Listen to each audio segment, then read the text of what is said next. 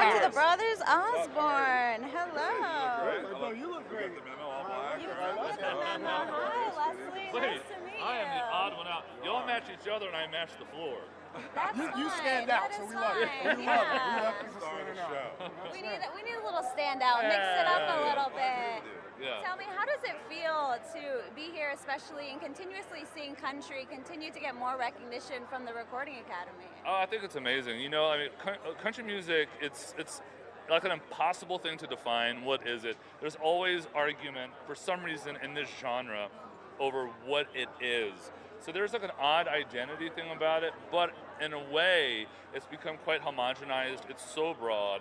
I mean, we have someone like Jelly Roll, who was a hip-hop artist, now nominated for a country album, great country writer. You have like Morgan Wallen, who's like very pop with like 808s in his music. And then you have Zach Bryan all the way on the other side. So I think it's, and Laney's.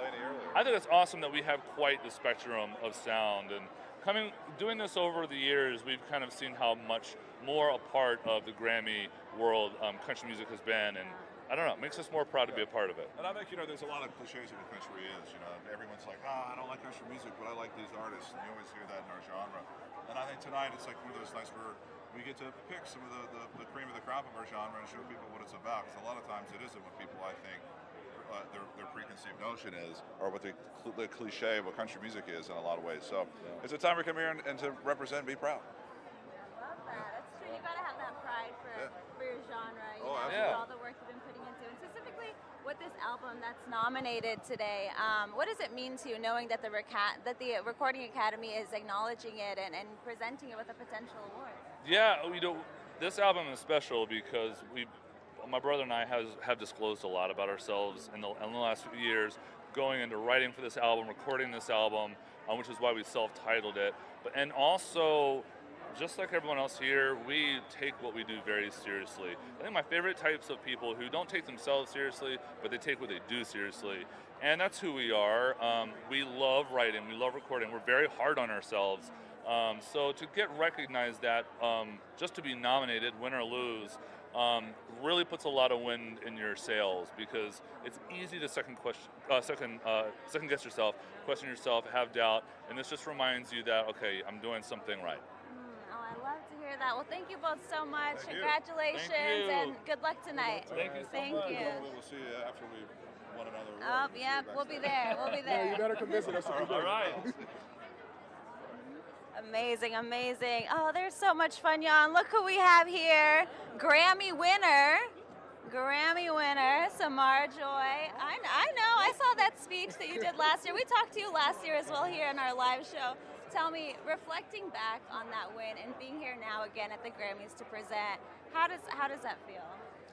It feels like insane. Like, I don't know, I was feeling surreal, feeling all of the excitement and fun of being here last year for the first time, and now to already pass the torch on, I'm like, this is crazy. What happened?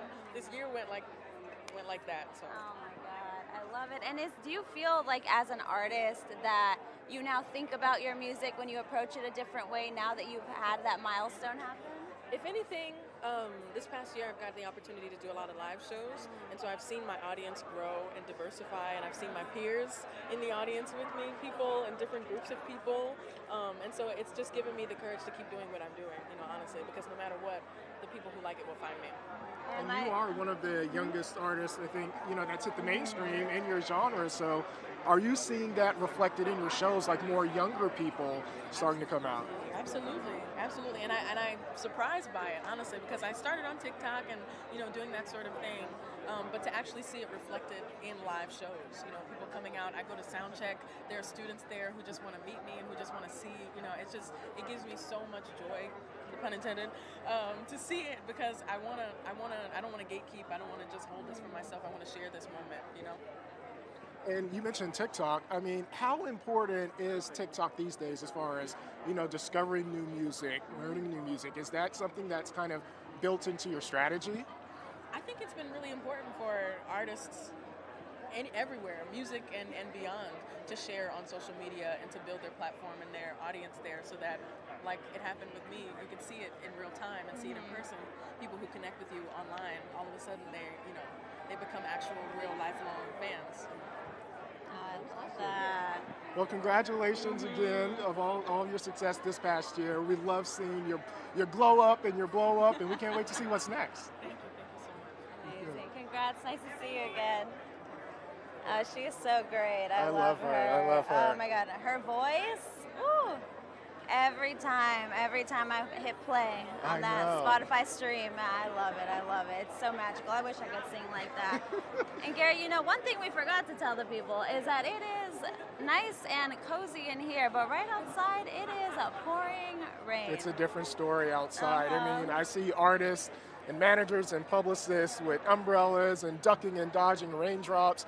You know, being from Texas, from Houston, and living in New York, I always heard that it never rains in Southern California, That according is a to Tony. Yeah, I see. I was shocked because it's not just sprinkles; it's pouring outside. Oh, when it rains, it pours. You know, definitely down here. Sorry, everyone, for that slip of a joke. But you know, one thing that's really amazing this year is last year we had the 50th anniversary of hip hop. We had amazing legends come down that we got to talk to, and this year the women are dominating. Specifically, women in R&B are dominating in so many categories. I mean, SZA has, I believe, 9 nominations. Is that right? The most nominated artist this year. Exactly. Most nominated. I know TDE is proud of her. You know, just seeing that career continue to blossom. I just saw her actually at the TDE Christmas concert, and whoever kids were climbing fences to try to get a photo with her. I would too. I would too, right? I was like, SZA, wait, let me jump in there, let me get that photo, because that album, SOS, was so beautiful in terms of genre fusion and just the way she's always so vulnerable. So if you can't tell, I'm excited for SZA tonight and see what happens there. I mean, I think that you used the right word, beautiful. I mean, it's one of those albums where you don't skip tracks. You just go and you just let it play. And then also, it just allows you to, you know, enjoy the whole album uninterrupted. So, you know, yeah, SZA, I am, you know, banking on her to take home a lot of awards. Oh yeah, it's definitely a no skips album for sure. And we have a bunch of other amazing nominated artists tonight who are also continuously breaking records in their own right. But we have Phoebe Bridgers with 7 nominations. And then get ready for this list, okay? It's a lot of them tied at 6. We have Boy Brandy Genius, Clark, Boy Miley Genius. Cyrus, Brandy Clark. Take it away, the last 3. Olivia Rodrigo, of course, Taylor Swift. I mean, we have to have Taylor. And we have, I would say, probably one of the surprises of the music industry this year, Miss Victoria Monet. And so, you know, a lot of them are tied at 6. There can only be one winner in these categories. But I appreciate that, you know, it's so many women who are on the list. I mean, like you said, women have really been dominating the industry this year, and it's a positive thing to see. As they should. And one of the great things is I was recently reading an article earlier this week, and Victoria Monet was performing her first headline show a year ago, and now she's nominated for 6 Grammys. That is wild. I mean, she's been hustling behind the scenes for a long time as a songwriter and a producer, but it's, wow, I wish I could say that for my career. No, I mean, it's a feel-good story, and I think it's a testament to when you're talented and you work hard and you stay the course, good things come. Now, Exactly. I interviewed Victoria for her first album, and I hope that she stops by today, because one of the things that we talked about in that interview was her feeling or kind of wondering at the time, like, when her moment was going to come. And that first album was incredible, and we talked a little bit about that. And now you fast forward 2 years, and you have 6 Grammy nominations. So it's a really inspiring story. It's truly wild, and I am so impressed, and I'm excited to continuously see how women are continuously going to just break barriers. We're not even gonna have to have these first conversations anymore. Hopefully in 5 to 10 years, we'll just be continuously just celebrating everybody's wins. And one thing I know, I saw you all in the chat earlier, the Swifties are here. They are in the chat. They want to see Taylor Swift. They want to see what she's wearing. We want to see what she's wearing too. But you know what I'm most excited about to see with Taylor Swift? What are you most excited Those dance moves that she pulls out during the award shows. I want to see her bop into Travis Scott, Olivia Rodrigo. Shoot, I want to see what she does to Billy Joel and Joni Mitchell. I mean, she looks like she's fun to hang out with. Yeah, it looks definitely. like you will have a good time if you are seated with or even seated near Taylor Swift. You just little glance and be like, okay, girl, I'll see you pull out those moves. Nobody look at my dance moves. No one needs to see those. I can't wait. I'll definitely be watching the show, waiting for the memes, the GIFs, all of the above. And another great category that had a lot of surprises in it this year was Best New Artist. Were you able to take a look at that? We had. Look, Victoria's nominated for Best New Artist.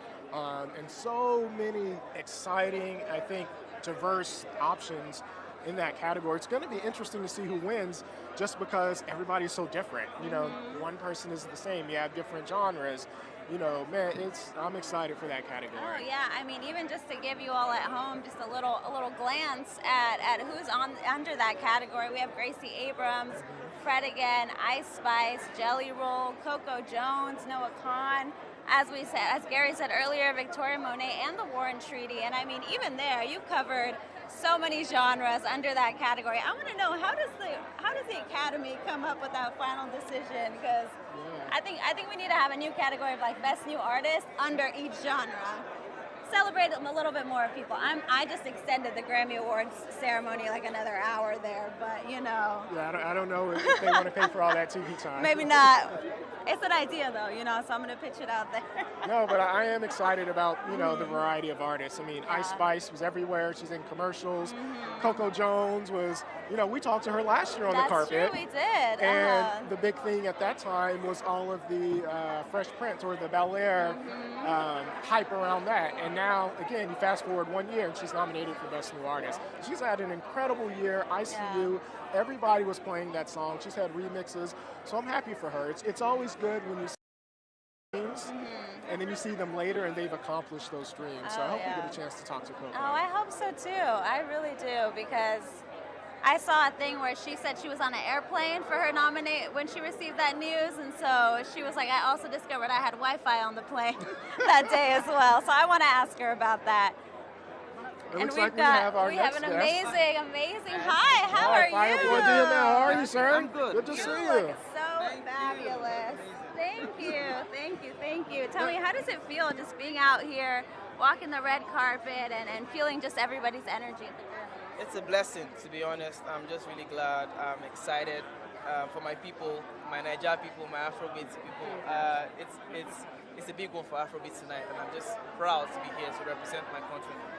I love that. I mean, yeah, Afrobeats is definitely in the last year had a huge moment in terms of expanding into the mainstream. Do you feel that that'll even open up for more categories that fall under African music and for more artists to flourish out of there? I mean, definitely, this is a huge step in the right direction, and it's only up from here. And I'm excited to see what the future holds for Afrobeats. But I would say, Grammy or not, we are here and we are dominating, and that's all that matters.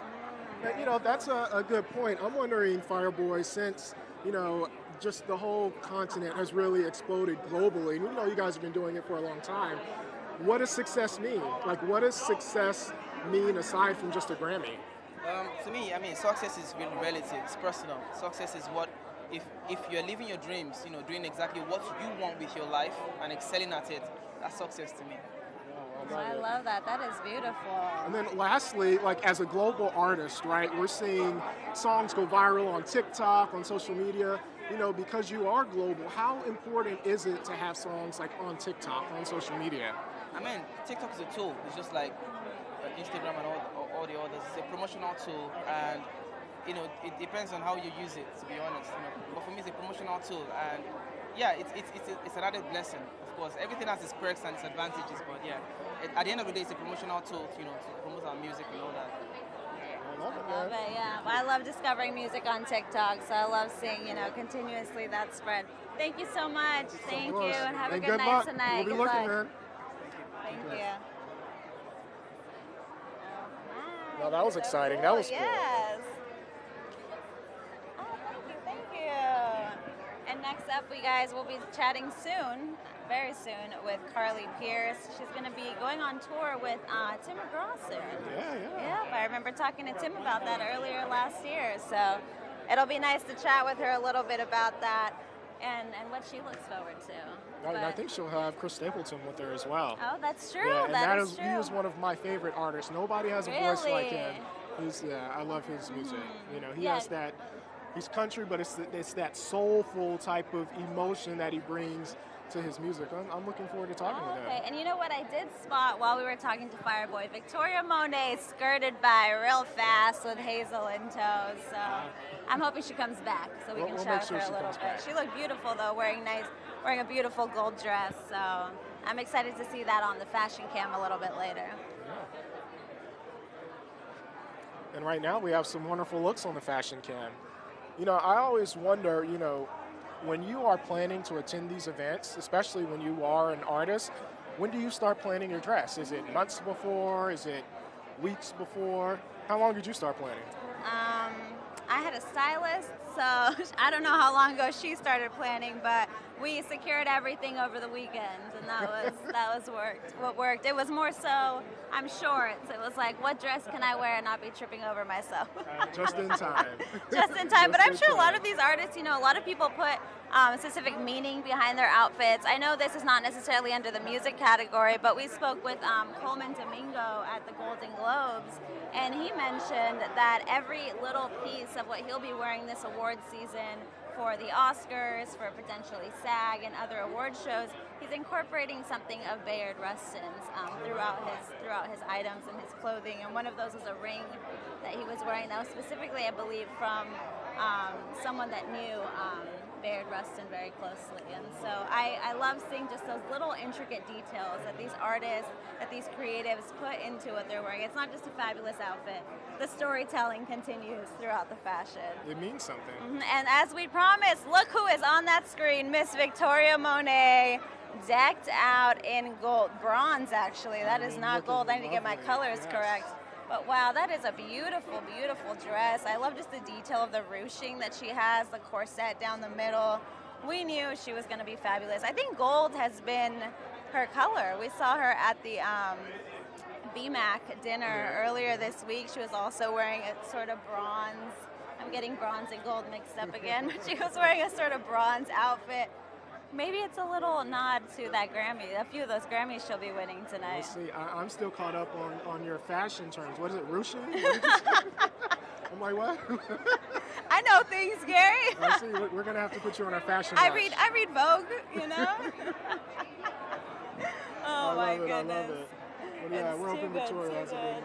Hi, how's it going? Hello. You got the black memo with us. We did. Tell me, how does it feel tonight being here, being nominated, and especially sharing one of those nominations with Chris Stapleton? Oh my goodness. I last year found out that Chris Stapleton was going to sing on this song with me the night before I won my first Grammy. So it feels just like a really special night, and to be here recognized at the highest honor with one of my favorite voices of all time. It's crazy. And I always want to know, what was the story of when you received the information about this nomination? Were you at home? Were you with friends? Who was the first person to call you? Set the scene for me a little bit. My manager called me. I had like a towel on my head, just got out of the shower. I didn't watch to see the nominations because I didn't want to know. And he just said, hey, Grammy nominee. And you hope and you pray that that's going to happen. So it was amazing.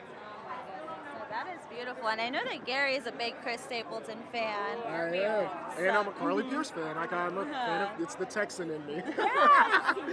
But you know, I am curious because a lot of times I think we see upticks in country music when we see economic strife in the country sometimes, and people seem to really relate to those personal lyrics in country music. I'm just curious, what's your take on that? I think people want to feel relatable to us. I think they want to feel seen. I know for me, the way that I write music, I went through a lot of things in the last few years that I just kind of laid all out there, and I saw the redemption and just being honest and showing people, just because we have a microphone and we wear pretty dresses and fake hair doesn't mean that we aren't having the same human experience that you are. So I think people just want to feel seen. I know for a long time in country music, you know, women were fighting to be heard equally. And this year, at least as a whole in the Grammys, this is the women dominated Grammys. Yeah. So can you feel it? I mean, when you are talking with other execs or even other artists, are you feeling like there's been a shift as far as women in music? For sure. I had my first single out about 7 years ago, and it is a completely different landscape. And I always kind of took an optimistic stance on the whole conversation about women in the music industry, because I really felt like if we just really buckled down and worked on our art, that we were going to rise up. And I think you're seeing it. There's a lot of good women out here right now. And we definitely are seeing one of it, them. right? Yeah. You are amazing. I'm excited for that Tim McGraw tour that's coming up soon. Yeah. Me too. It's so exciting. No, thank you so much. Thank you so much, and Carly. good luck. We'll be Thank watching. you. Thank you. Oh, let me now move out of the way because we got another interview. Hello.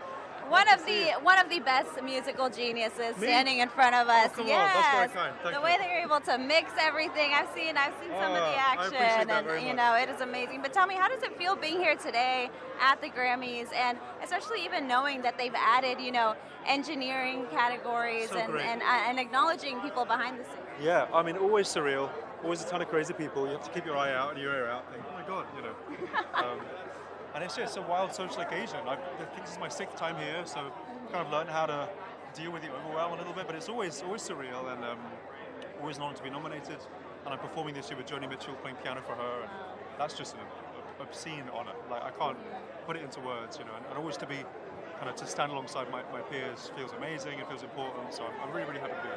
I love it. And tell me about, you know, the process of preparing to perform with Joni Mitchell. What went into that, and can you give us a few hints of what that performance will look like? Yeah, so the trick with the Grammys is to be as present as possible, because it's like so easy not to be. You're like dazzled on all sides. So it's just about being like, hey, I'm at the piano today, and there's Joni Mitchell, and oh, there's the Staples. You know what I mean? So it's a funny feeling, but for me, it's just about, like, as an accompanist, which I am today. Really, I'm just watching, listening, absorbing, being a part of the conversation with Joni, and you know, her phrasing is so unique and so special, and the way she'll hear a gap, or you leave the right gap, then she'll fill it, and just seeing that dialogue and being part of that kind of infrastructure is so profound, you know, really, really special. Oh, that is beautiful. Well, lastly, can you just tell me about this outfit? I think you win for most colorful this year, and yeah. I'm loving it. Thank you very much. I appreciate that. I'm always a huge fan of color, and pink especially this year for whatever reason. This outfit is made by a company called OTT. They're amazing, and it is a bit OTT to be honest.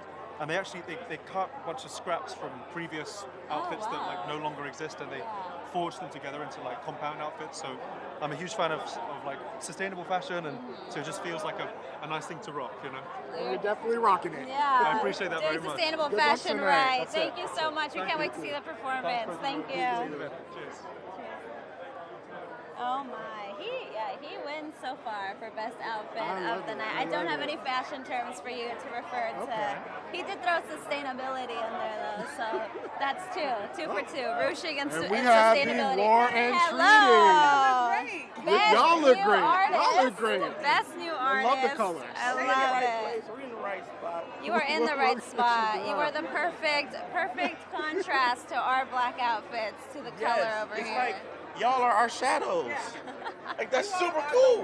We're the treaty today. Oh, So we are yeah. officially unofficial part of the group. You're unofficially a part of the group. That's the and that's the That's and. it. I Yeah, love we're it. the ampersand. We'll be at the next concert performing with you all. So how does it feel, Best New Artist nominees? I mean, it's been a crazy year. Oh, go ahead, baby. Smile on my face. I mean, do I have to say anything? Sometimes the smile speaks and says it all. I'm just so overwhelmed and so excited. Just, And how is? Oh, go ahead. Go No, ahead. what she said. That's not what she said. You said you're. I'm dead. You said your turn. I want to know. You know, going into the Grammys this week, what were some of those pre-Grammy events like for you? I know you performed at the Spotify one this week as well. Yeah, we did the Spotify one. We did another panel for Spotify. We honored John Bon Jovi at the Music Cares. He's the Person of the Year for 2024. And that was wild because we were here in 2020 sitting way in the back as spectators watching everyone honor Aerosmith. And then last night I had the privilege and the honor to honor Clive Davis at the party with my buddy Josh Groban. And so that felt 50% because it was just me. I didn't have the true talent, the better version of the War Treaty. She was a date. I was a date. We hadn't gone on a date. The in 2 finest years. date ever. I was arm candy last night. I was like, yes, I'm arm candy. You was arm candy, arm dinner, arm lunch, arm breakfast. Yeah, it was great. It was awesome. And what does it mean for you guys to kind of go on this journey together? You know what I mean? And to continue to work and then receive accolades together. You know, we said this morning. Michael sent me a message, and I actually did a post on it, because sometimes you just have to slow down long enough and experience every moment. And I said, we'll be at another award show holding hands, thanking God for the opportunity amongst our peers. So this journey has been, I mean, it leaves you speechless when you look at your partner every day and you know what you all have accomplished together and what you all both had to go through to get here. So it's been amazing. I will say this much.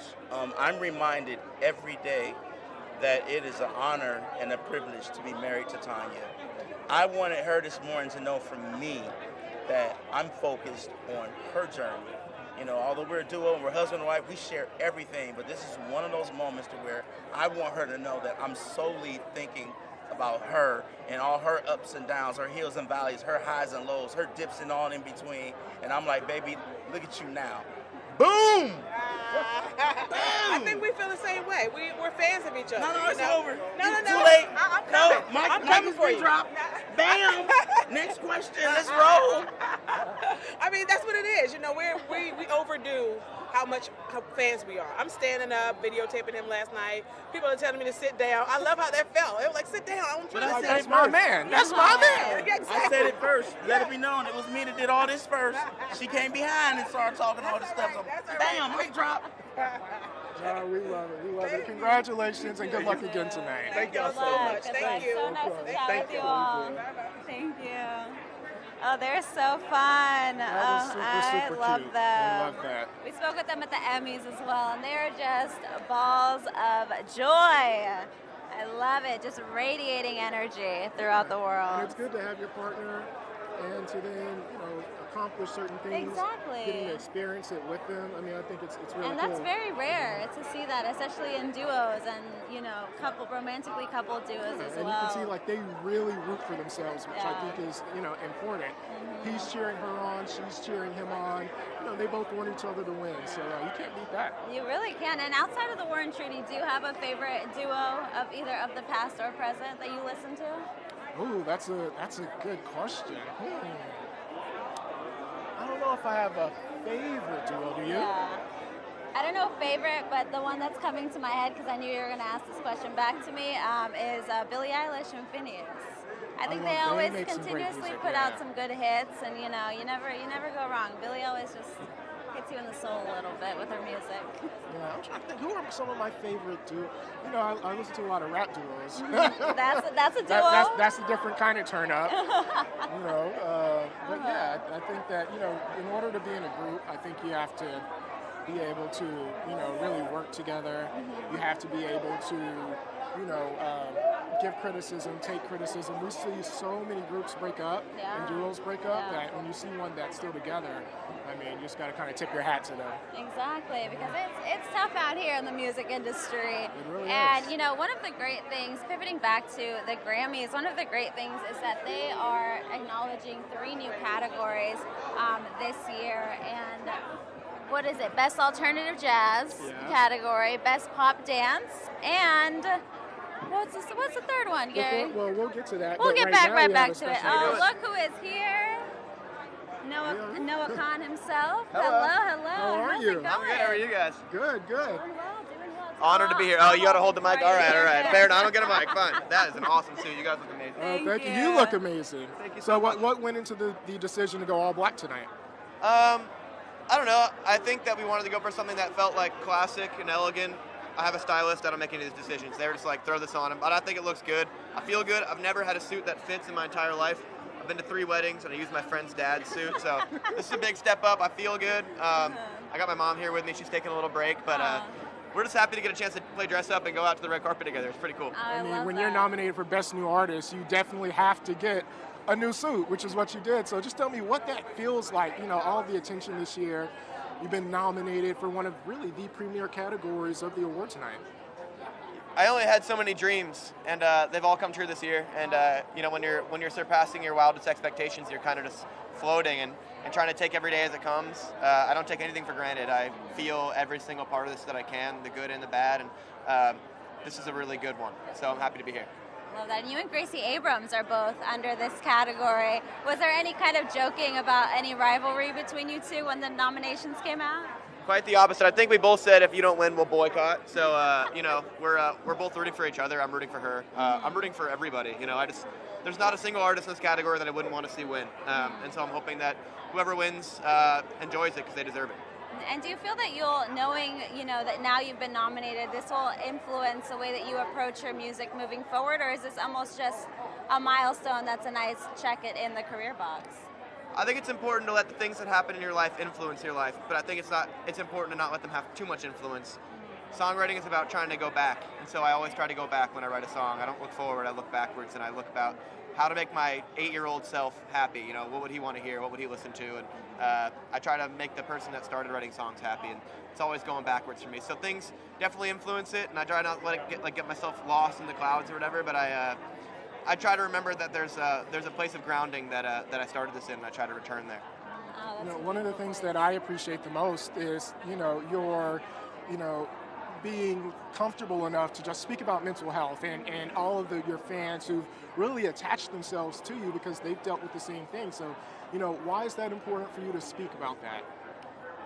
You know, like I said, my mom's here, and my mom and my dad always offered me a tremendous opportunity to talk about my mental health, to go to therapy, to take medication. I was privileged and lucky to have that growing up, and I recognize how rare that is. There are so many folks out there that don't have that outlet, don't have that resource, and if I could shed light on a problem that brings a lot of stigma, it's the least I could do, and it's my greatest priority is to kind of reduce the stigma around mental health and hope that it reaches someone out there that doesn't know how to ask for it yet. Very beautifully said. And yeah, we need more artists speaking out about these issues. Thank you so much, and Congratulations good luck tonight. again. Yeah, Thank you good so luck. much. I appreciate the thoughtful questions. Thank you guys. You. All right. Oh, he is he was great. really, really I cool. That was constantly really have, nice. forgive me fans if I get the title of the song wrong, but Sixth Season has been stuck in my head many, many days, many nights. I catch myself humming along to it. I won't sing it for you all because that's not my gift. But yeah, I love that he speaks out about mental health. It's definitely something in our generation that's needed, and something that I've noticed people being more open about on social media. And right back again, y'all. We have Victoria Monet is walking by on the carpet. She is looking stunning, making her way back down for interviews most likely. But let's take a look at the fashion cam for a hot second.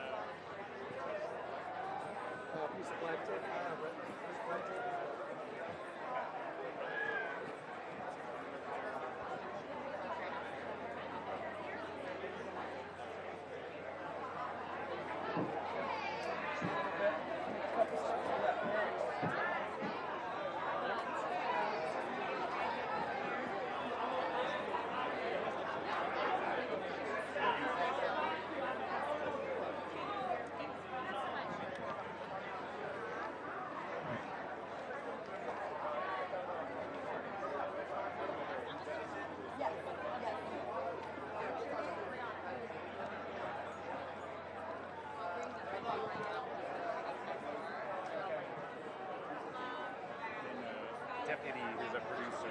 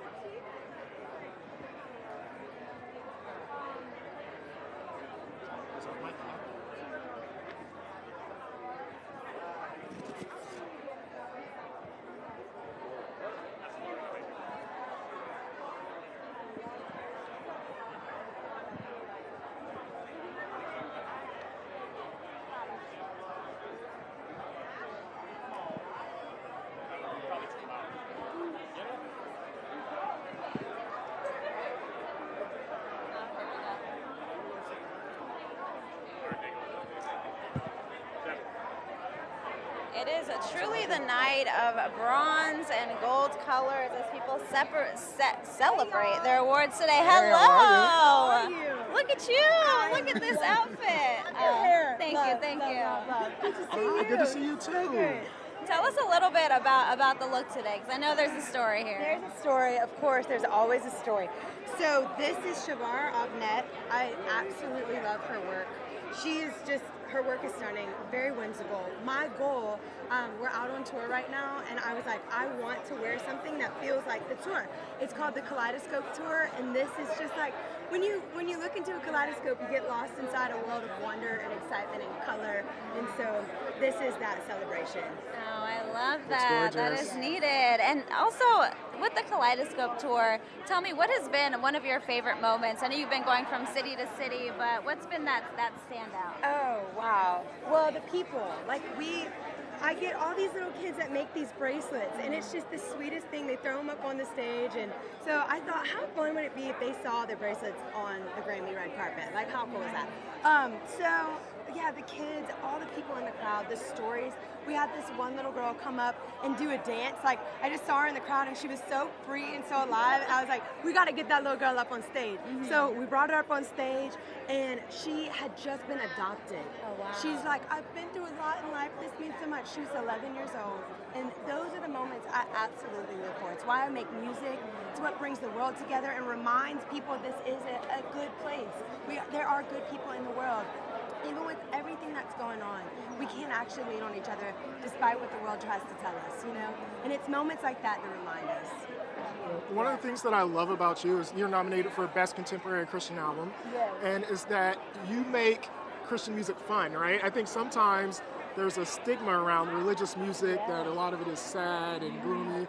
You're fun and you make your music fun. So how important is it to kind of is it important that you make your music fun to kind of reach a larger audience? Oh yeah, I think it's very vital. I mean, everybody wants hope, even if they don't know it, you know, everybody wants to feel hope and feel like, okay, I can get through the next day. There's something that is moving me along, you know, and that's what making music is for me. Every time I go and sit in the studio, it's like, how many people can we love on? How many people can experience maybe joy for the first time, hope for the first time, perseverance for the first time, whatever that looks like. Like, how can I pour that into my music? And working with incredible, talented musicians, and Mike Elizondo, my producer, it's been just such a fun ride. I love that. That is awesome. That's so beautiful to hear. Thank you so much. Thank you. And good luck tonight. It's always a pleasure talking with you. Thank you so much. Good to meet you. Lauren Daigle, Lauren everyone. She is so great. Oh my goodness, we love chatting with Lauren. Oh, but let's pivot over to the fashion cam. This family, they came out, they were ready. I love the they coordination. said we're going to the Grammys. Yeah. Oh, that is beautiful. And that's a memory that child is literally going to remember forever. And even if now he's like, oh, it's a lot of people, and I don't know how the child feels, but you know, I know looking back in this years from now, they're going to be like, that's so cool that my mom and dad brought me to the Grammys. It's pretty awesome. Do you think, would you match with your kid if you came to the Grammys? I think I would. I think I would match with it. Yeah. You know, it's a lasting memory that's going to be forever. It is. Yeah. I think it's so beautiful. I know I bring her up again. She's a favorite. Victoria Monet and Hazel were both in bronze, and so I'm glad they also chose. I'd have my son in some sparkles like me. Really? Yeah, actually, I'm going to give him a shout out. Hi, Valor, who's probably watching now. He thinks I'm so cool because I'm on YouTube. Not because I'm at the Grammys, not because of my job, because he can see me on YouTube. So I guess that's nowadays, you know, if you're on TikTok or YouTube, you're cool to your parents. You're cool, right? And look who it is. Speaking of cool. Oh my goodness. The coolest. How are you? My favorite. Speaking of cool, look at this outfit, you guys. Thank you. No, you are killing it, and you've been killing it. So you are nominated for Song of the Year, and I'm just wondering, how awesome is that to know that millions around, you make the world dance. Oh, well, that's what I aim to do, you know? That's what I set out, that's my goal, my mission is just to keep me dancing. So, great. That's exactly what I'm here to do. I love it. And I have to ask you as well, do it, because Service 95 is one of my favorites. Oh also, my the gosh. podcast that you She's have. been talking about it a lot I this have weekend. been. I have been interviewing everyone. I want to ask you, because we do this all the time, but what is it like for you being on the other side of the mic and talking to some of these legends? Scary. You know, you guys seem very comfortable with it. For me, I don't know, you know, I'm sure so much prep goes into what you guys do every day, but for me, because I'm not used to it, I have to sit and like watch all the documentaries and read all the interviews and listen to their other podcasts and think about, you know, how I can maybe ask things differently. So I'm like, I think because I feel so unsure of myself in it, I go overboard in like the prep and stuff. But I'm really grateful because I have really beautiful, interesting, exciting conversations that just can like really move me and shift my perspective, and I absolutely love it.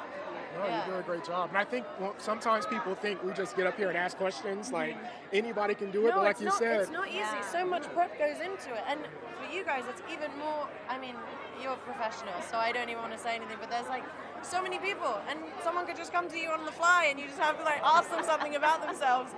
And it's scary. Next year we're having. If I was in your shoes, I'd be scared too. You guys seem so calm and level-headed and chill, and I love this. That's very sweet. And I have to ask you as well, Dua, tell us the story behind the look today, the necklace. The necklace is beautiful. I know there's a story here, because I know you do a story with the hair for every album. Thank you. I mean, this is a custom Courage look, and the jewelry is Tiffany's. It's from the 2023 Blue Book collection, and it just makes me feel really strong and powerful, and that's the energy that I'm bringing in tonight. Oh, I love it. I love it. yeah. Well, lastly, I'm just curious, you know, because you do make the world dance, like, does it get old when you are in a car driving by and somebody's blasting your music and It never gets old. Because when I put my music out, I never listen to it ever again, unless I'm prepping for my tour or, you know, or it's same for a music video. Like, I would watch it up until the point it comes out, and then when it comes out, I never watch it again. And it's the same with like the music. It's like I listen to it up until the point all the mixes are done, everything's finished, then it goes out into the world, and then I never listen to it. So when I hear it on the radio, or if I hear it when somebody's like driving past or whatever, I get so excited because I'm like, oh, I'm seeing it and hearing it in the real world. So it feels special. Oh, that is Well, beautiful. then I just have one more question because we have to have you here. I know you have to go, but obviously women have dominated this year in music, including yourself. We haven't always seen that. So what's it like to see so many women dominating? And also, what's it like seeing women, what would a woman-dominated music industry look like in the future? Well, first of all, I think it's just wonderful to see so many women at the top, and so many incredible women nominated. And I don't know, I think what we want is just, you know, an equal space in the industry, and to be seen equally on equal levels, not just on the creative side, but on the business side. So hopefully just like the equality in the industry will kind of level things out a little. I think we're still kind of figuring that part out, but it's we're getting there, slowly. Baby steps. Slowly but surely, definitely. Thank you so much for your time, and congratulations. You guys are perfect interviewers. Oh, thank you. I'm going to take note. Feel free to invite us on the podcast. We'll have you here next year hosting. Oh my goodness, I love Dua, and another amazing producer over here walking this super way. producer. Super producer Hey boy, over how are here. you, sir? Hello. And who is your guest with you today? C3, that's my son right here. Oh, hello. How are you, son? At the Grammys. And fitted perfectly. I love it. Tell me, how does it feel being here, especially seeing, you know, the producer category, knowing just all of the amazing careers that you've essentially helped to succeed over the last few years? I mean, it feels great, you know what I mean? Congrats to all the nominees. You know, we're going to see how it go tonight. I'm excited, you know what I mean, for sure. And one thing I recently read an interview that you did with us here at AP where you talked about how your bar for success isn't necessarily award shows. It's more so within the community and how your music is accepted there. Can you talk a little bit about that? No, for sure. Even just being here right now, like regardless if I win or not, got my son, my pops just touched down from prison 9 months ago. Now he, you know what I mean, on the red carpet, so it's already a W. And could you see more artists almost taking initiative in terms of how their music is put out into the world outside of streaming? Because I know you said you're also giving out exactly, physical yeah. CDs, We right? put out my dad's album, The Truth Is in My Eyes, and did great with it. And I just dropped another album with La Russell, and that's completely no DSPs or anything yet. You know what I mean? It's just a great feeling, like to really empower yourself. I love La Russell, so I actually need to listen to that. So yeah, you should. Him and my dad got a crazy song out right now. With a video. Oh, amazing, And I amazing. love it's a family affair. Full family affair. Now tell us about, because I know you both have, you've got the denim with the white stripes on. Is there a story there?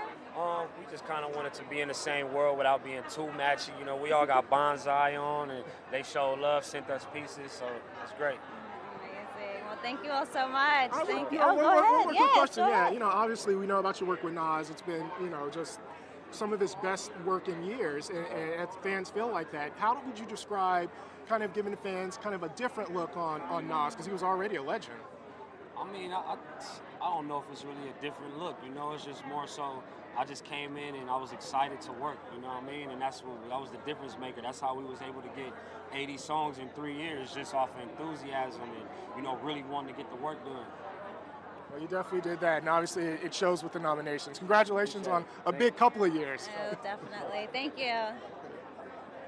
I need to listen to that new album with La Russell. No, Hit I Boy and love Nas, it. that is the perfect combination. Like, you know, and a lot of younger fans who weren't aware of Nas's greatness have now learned about it through Hit Boy. I mean, their albums, King Disease, I think 1, 2, and I think it's 3 of them, really, really, really good. Oh, so man. you gotta check it out. I'm excited. We got to talk to Dua, then Hit Boy. Dua is a milestone interview for me, so that Dua was is very great. beautiful. And it's rare that you have somebody like, you know how hard it is to make the world dance? Oh, and then you have one of the top artists in the world who literally, that's her goal. She wants to make the world dance, and that's what she's doing. I think that's pretty incredible. And one thing about her, she continues to evolve throughout her music. I mean, I've been a fan since like 2018, and so just seeing her, I saw her perform at, I believe it was UC San Diego. Wow. You know, just a small little performance. She was still fresh, still newer to like the mainstream audiences, and seeing that career just completely skyrocket has been so beautiful. And I am at every tour. I am there supporting Miss Dua Lipa. I am there listening to that podcast. And she's just likable. She is you so know what likable. I mean? Like, yeah. she's likable, and I think that's one of the cool things. You know, obviously artists are talented. We love them for their talent, but we just had a really fun conversation with her, and the fact that she even acknowledged, hey, what you guys do is not easy. There's a lot of work. There's a lot of research that goes into it. And I think right now we live in a space where social media is so rampant that, you know, people feel like they can just pick up a microphone and that it's easy to ask questions. Yeah. And so for one of the world's biggest artists to acknowledge that a lot of research goes into it, and she thinks we do a great job. Oh, I know. I was like, it's you really, mean really it? cool. Right. All right, thank you for the compliment. Thank you. No, one of the best compliments we could ever get. And look at some of the amazing looks that we have. I mean, Dua had that beautiful silver, and look at this red right here. I wish I would have worn red today, because that is a beautifully striking color. And then I've been noticing more of like 3D. There's more 3D just architecture almost pieces that are attached to people's outfits, or hardware I should say. And so it's been really great to see just that evolution in red carpet fashion. And I know we have quite a few people on this live here on the beautiful AP News YouTube channel. Yeah, so shout out to all 18,000 of you that are watching right now. Tell your friends and your family to pull it up so we can have some more viewers as well. But we definitely appreciate you guys. The more the merrier. It's a party here. You know? It is We're a party. celebrating tonight. It's music's biggest night. We are metaphorically popping champagne over here. Music royalty right here. Hello. Mr. Verdine White from Earth, Wind, and Fire. Nice How are you? How are you? How you doing? I'm good. Good. Happy Sunday, happy Grammy Day. Happy Sunday, happy Grammy Day. I mean, I guess I should ask, you've been here so many times. Does this ever get old? No. And don't forget, as I said earlier, this is the first time we've had a really good Grammy in 4 years. Wow. Because of COVID, right? We were kind of on Zoom, and not as many people came, but this year traffic is packed. You know, it's great. You know, you can't find parking. That's the way you like it, you know? That's when you know it's a good party, when you can't find parking. Hi, nice to meet you, Nice to meet Raina. you, too. So what's it like joining your granddad on the carpet today? Oh, it's amazing. I go with my grandfather everywhere. I love him. So he's my inspiration, my mentor. So to be here with him just means the world to me. And I get some cool points this week. Yeah. I get cool points. Yeah. He's a cool grandfather. He's not your average. I get cool points, yeah. I mean, not every grandfather takes you to the Grammys, right? So. So, I mean, obviously you guys, Earth, Wind & Fire has been around so long. Does it surprise you now that the music has lasted this long? There are little kids right now in elementary school that can sing Earth, Wind & Fire songs. Well, the parents are turning them on to us, you know, and not a lot of the younger generation, which she already sort of knew, you know, because she lived with it. They're now discovering us, and through COVID, everybody did a deeper dive on Earth, Wind & Fire. You know what I mean? And they picked up tunes that were not really big hits, but they just love the music. And don't forget, we're in Trolls, and we've done Minions and animation, so a lot of the younger kids discovered us through animation movies, too. Yeah. My son, I have a 7-year-old in 2nd grade. He's a big Minions fan. Right. So he was singing that song. Right. And of course, he's like, Dad, put it on my playlist now. Right. So yes. I did Minions with Diana Ross, and so a lot of the younger people, our music is translated to all different genres, you know, and ages, you know. And when we do our concerts, it's like 5 generations of different ages and colors and everything. Oh yeah, I saw you all at the Hollywood Bowl a few years ago, you saw us and at that the Bowl? was Yeah. I mean, that concert was fully multi-generational. Just seeing Multi-generational. everybody get up and dance. Right, and they knew all the words, and a lot of them weren't even born, you know, and they were discovering for the first time. And the Bowl is the best place to play. Oh, one of the best. And tell me, what is it like when you are, you know, stepping back on stage and playing some of those songs that you wrote years and years and years ago? You know, it's a privilege, because when you first start, you don't know what you're going to do. You don't know you're going to be around a long time. But then as the years go on, you say, wow, we did something pretty good. And they still like it, you know? Yeah, you know? Well, you know, obviously music has changed so much Yep. from when you guys, technology has changed. Right. You know, how important is it, you know, for your team to use social media to, you know, help with your music? Not that it needs it. Oh, you have to do social media. It is the way we communicate. You know, we're on our phones. We find out on our phones before I'm from the television generation, so, and you all are from the phone, so the phones do it right there, and she's on the phone. You know what I mean? And but social media, what it's done for us, it's connected us faster. So I think it's a great thing. You know? Well, Thank you so much for Yeah, such an honor to chat with you. And Thank you. Let them leave that jacket, play. I appreciate it. Okay. And my daughter was born on the 21st of September, so Okay. that's a special song. All right, for us. okay, all right, okay. Thank you. Thank you so much. So nice to meet you. Oh, that is beautiful. That was fun. I mean, talking to a living legend, It only happens here at the Grammys, Gary. and they're all in the same place. That's what's so cool about it. Yeah. That is a beautiful thing, is you have everybody from the newer artists to those who have truly influenced many, many generations Many here. generations, and they're still continuing to influence generations. Yeah. And I mean, back again, I'm gonna always pivot back to the fashion a little bit. We've got beautiful silver over here. So honestly, my silver, gold, and bronze observation of the night is fully complete now. I hadn't seen a silver look yet, so I'm happy to see that. The reds, the pinks are out. Barbie pink is still the color on the runway, on the red carpet. We are seeing it. We are seeing it truly everywhere. And again, with the 3D, the architecture, the hardware. I mean, here we have this beautiful blazer dress.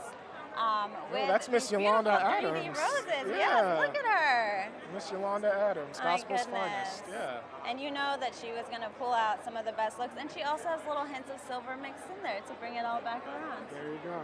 We love it. We love celebratory colors throughout here. I still can't believe that we just spoke to a member of Earth, Wind & Fire.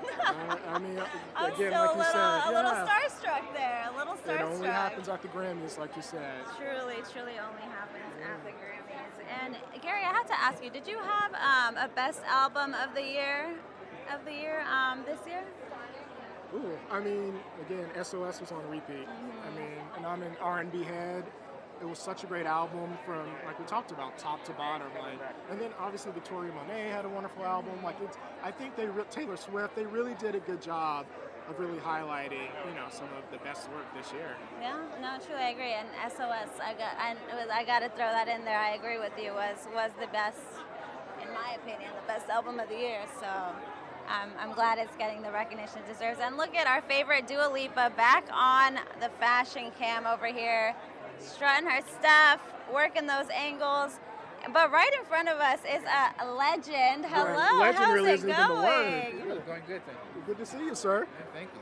Now, Mr. Babyface, of course, 3 nominations tonight. You have like 1 million nominations, so when you hear that you're nominated, do you ever get surprised again? Does it ever get old? No, it was nice to get a nomination again. It's always nice to get that. I don't walk around expecting to get it. And just to be doing it this many years and still get it, that's a blessing in itself.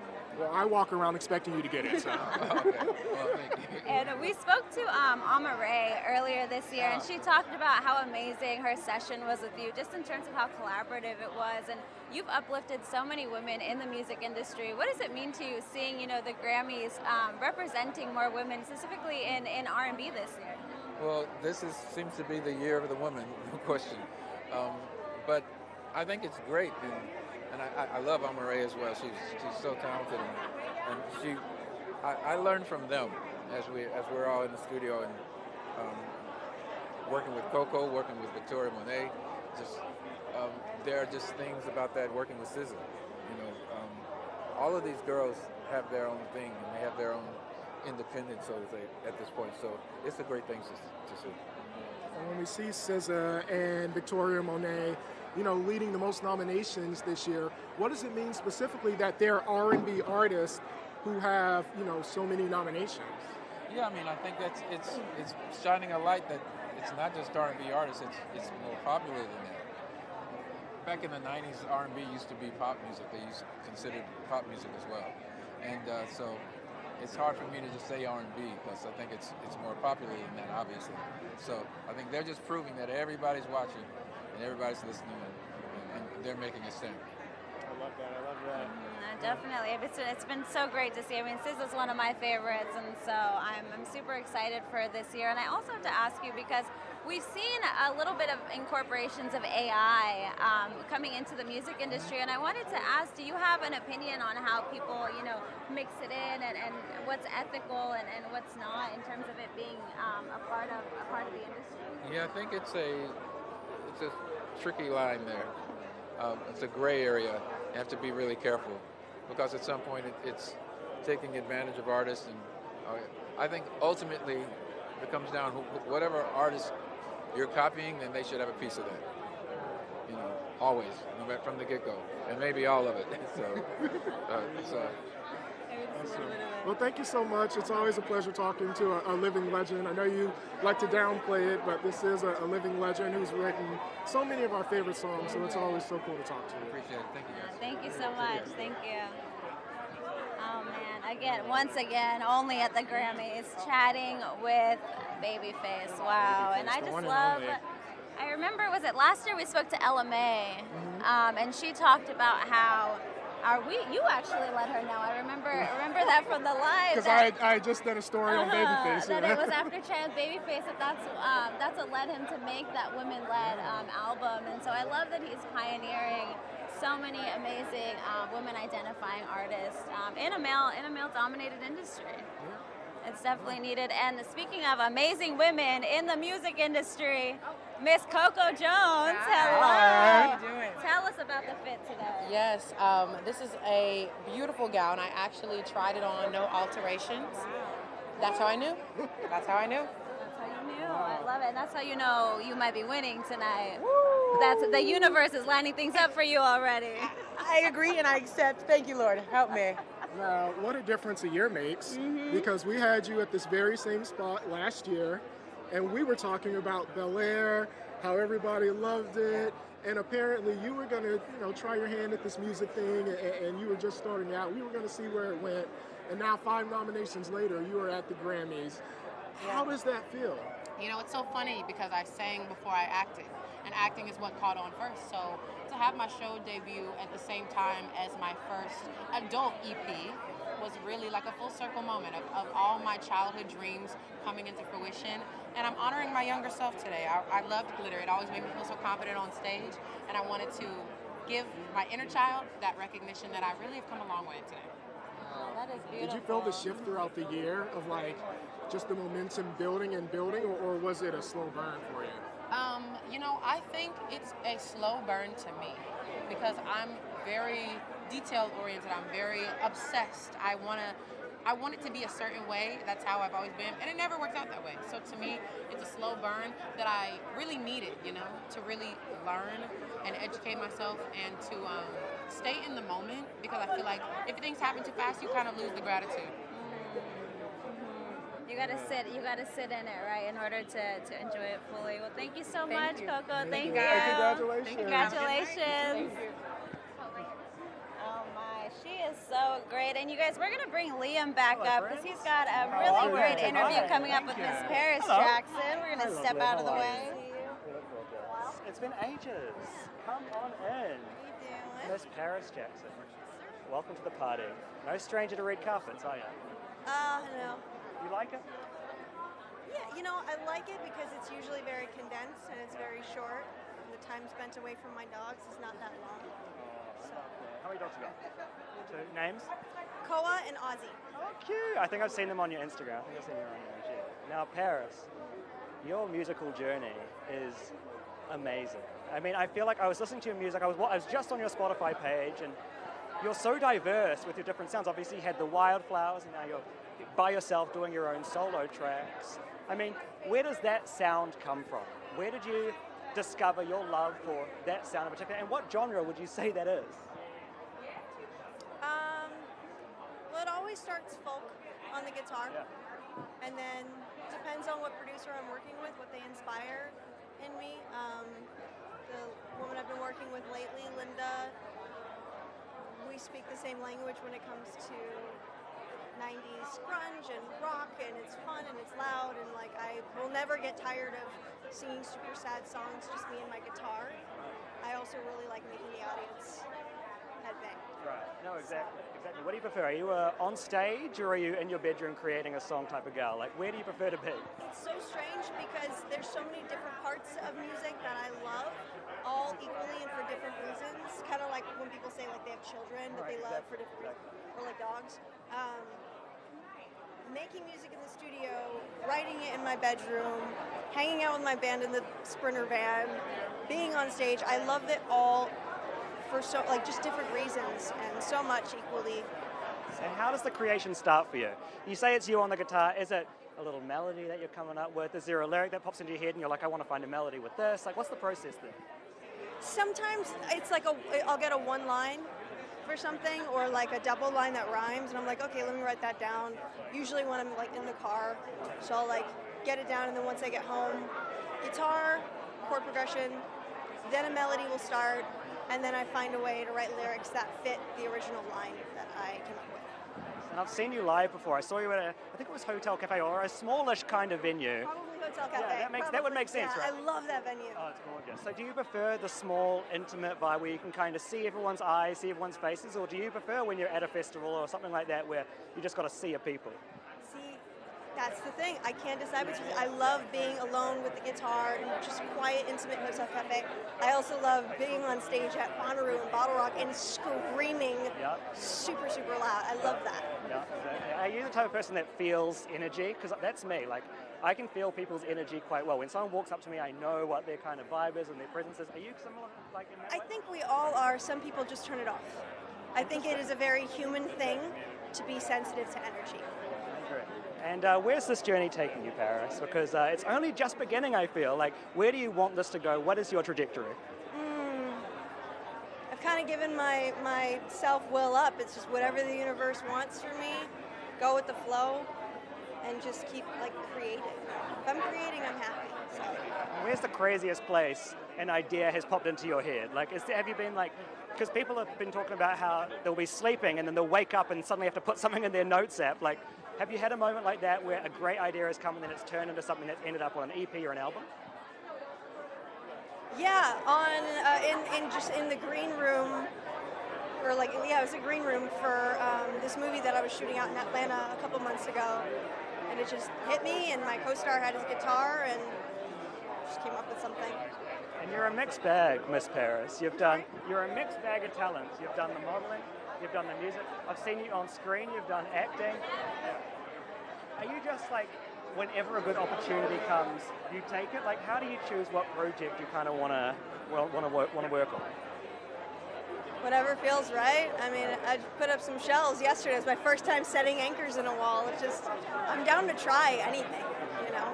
And you're doing it so well. So nice to see you. Have the most amazing time, and good luck with it.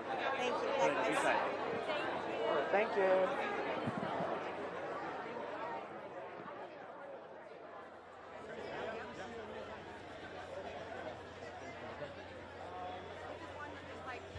Congratulations. Jazzy.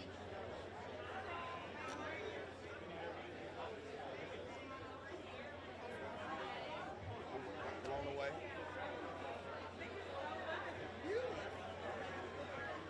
Lecrae just won 2 Grammys. Just one.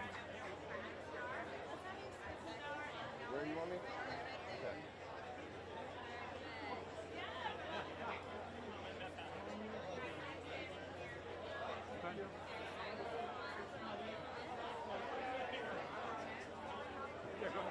Well, that was a great interview that Liam had with Paris Jackson, but we have a great interview right in front of us over here. Hello, hello. How's it going? All is well. How are you? Doing well. I mean, you got the yellow going on today. We want to bring the sun in the building if the sun's not outside the building. I love it. I love it. That is definitely needed. And tell me, how does it feel being here and once again just celebrating all of these amazing artists and also celebrating yourself? Honestly, it's an honor and a blessing just to be able to be in the industry this long, to be able to be authentically myself and to be respected for it. Everybody has a story to tell, and I feel like I'm telling the greatest story ever told. But to be able to be respected, to be able to take home such a prestigious award is a big deal. Now, you really wear your faith on your sleeve, literally. So, and I love your music. You do great work. Can you talk about the challenges of being authentically yourself in an industry that may not necessarily always agree with the things that you have to say or the beliefs that you have? Yeah, you know, it's interesting because labels oftentimes do a good job of reducing the amount of confusion that people have when understanding something. But sometimes when you label people, you miss the nuance, the beauty of their complexity. And so I feel like, man, God has wired me to be complex and nuanced. And when someone just says, oh, I know what that is a Christian or it's faith or it's gospel, they miss all the complexity that exists within me. And so I don't think anyone wants to be identified or labeled as, you know, whatever people misinterpret. I think they want to be experienced, and that's what I want to be, is experienced and for people to deal with who I am in my music. Now, one of the things that we've seen, especially from younger artists, is how they use social media, like TikTok, to blast their songs. And I think one of your songs I actually discovered on TikTok. So, can you just talk about is it a tool for you? Is it mandatory that you have to use it? So, the thing about social media, I mean, even TikTok, which for me, I hope that all the issues around music is resolved within TikTok and the record labels. But everything's democratized and everything belongs to the people, and the people are using music to tell their stories. And so we want those platforms for people to use our music as a soundtrack to their lives, and that's been the beauty of what it is that social media has done. If it's not resolved, the music issues around TikTok, can you artists feel it? I think that artists, at the end of the day, we always feel it, right? Because all of us are creating from such a deep well and in a sincere and personal place. I don't know if there's a mark you could put on our art that would be valuable enough for what we're expressing. But at the end of the day, I think all of us as artists just want to feel respected and feel like our art is not cheapened in any shape, form, or fashion, that we are getting what we should be getting for what we're creating. That's well Thank said. you so much, and thank you for chatting with us today. Thank you. And I know you don't like labels, but a lot of because I go to church back home, a lot of my boys who did not listen to Christian rock because it was the labels. The labels. When Lecrae gets on, they bump it up. So good job. Thank you, man. I appreciate you. Congratulations and good luck tonight. Thank you so much. Thank you.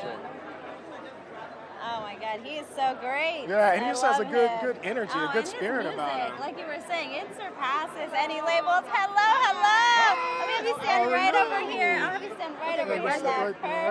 Perfect. You look beautiful. I mean, you always look Amazing. stunning. I saw you perform at the Roxy recently. Really? And I did. I was in the audience. I was dancing along. Amazing. Not like that, but I was dancing along. But you do make people dance like that.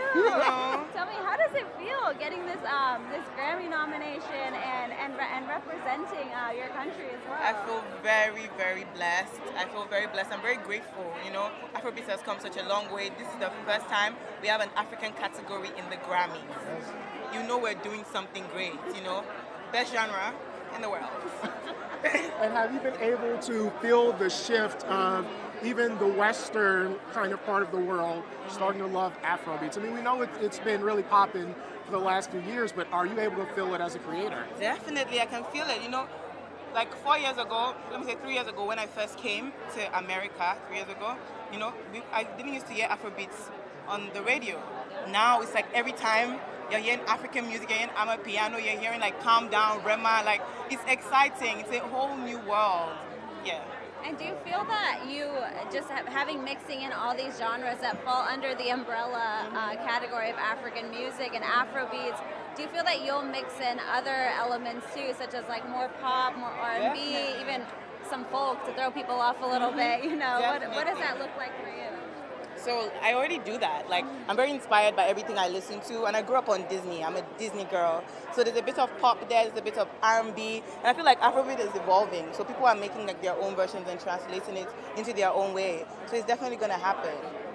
And Gary was asking a few people this question earlier, and I wanted to ask you because we've seen kind of a shift on TikTok recently with, you know, artist music being taken down and sounds being muted. And I wanted to ask you, as someone who, you know, your music has been able to transcend past social media and is continuously being uplifted in that dance space specifically. What does that mean to you as an artist, just seeing these changes? Yeah, because at the end of the day, it's about the consumers, and the consumers love the music on the app. But I guess if, like, you know, some things happening, whatever, you know, it's gonna work out at the end of the day.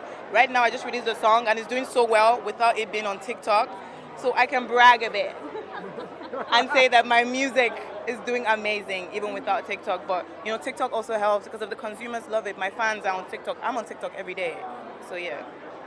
Well, then that's a good point. Like, as a global artist, how important is TikTok to help spread your music globally? Yeah, because we live in a world where like the internet is so important, and like social media is so important. So we do need TikTok to, like, you know, for the world to see our music. But at the same time, there are different ways we can do that. And I feel like this gives us a challenge to try. Like, I've been so creative lately. I've been trying different ways. I'm posting on Twitter. I never used to post on Twitter, girl. Now I'm posting on Twitter. I'm posting on Instagram Reels. Like, I'm sending emails.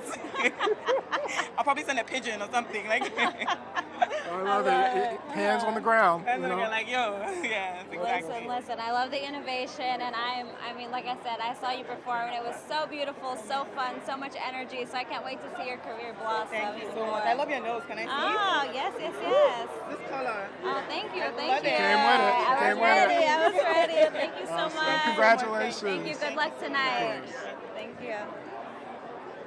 Oh man, she is amazing. She is amazing. I love her. She's going to continue to grow. Oh, look who we have. Look who we have here. Old school. And we've been around a long time. I know. I've been around 50. How long has this been around? It's like 18, since the 1800s. Quite some time. It is an absolute pleasure to be here. Well, it's a pleasure to speak Grandma, with you. where should I stand? You're right here, sir. Right there? Here. We want to make sure that people can see you. Thank you. Know? Now, So how are you, sir? I'm blessed. Good to see you. 50 plus years ago, Mom would say, go outside and play. So that's what this thing was. It was recreation. And it brought the graffiti artist, the breaker, the DJ, and the MC. And I came up with a DJ technique that brought the rapper into the business, that made the DJ a juggernaut, and the sample for the producers to create the great records that they do. So I'm a scientist, but I'm also a fan, and I'm also a DJ, and I'm also one of the architects of the culture. I am happy to be in this building because we come from the hood. So we in the Grammys. It's a wonderful thing. And Go ahead. I was going to ask you because last year, we were here celebrating 50 years of hip hop. Right. We're continuously seeing the Recording Academy. Now this year, they're recognizing women in R&B and women in other categories. Yes, especially in rap. Mm-hmm. Because back in the days, it was just Shaw Rock, one person.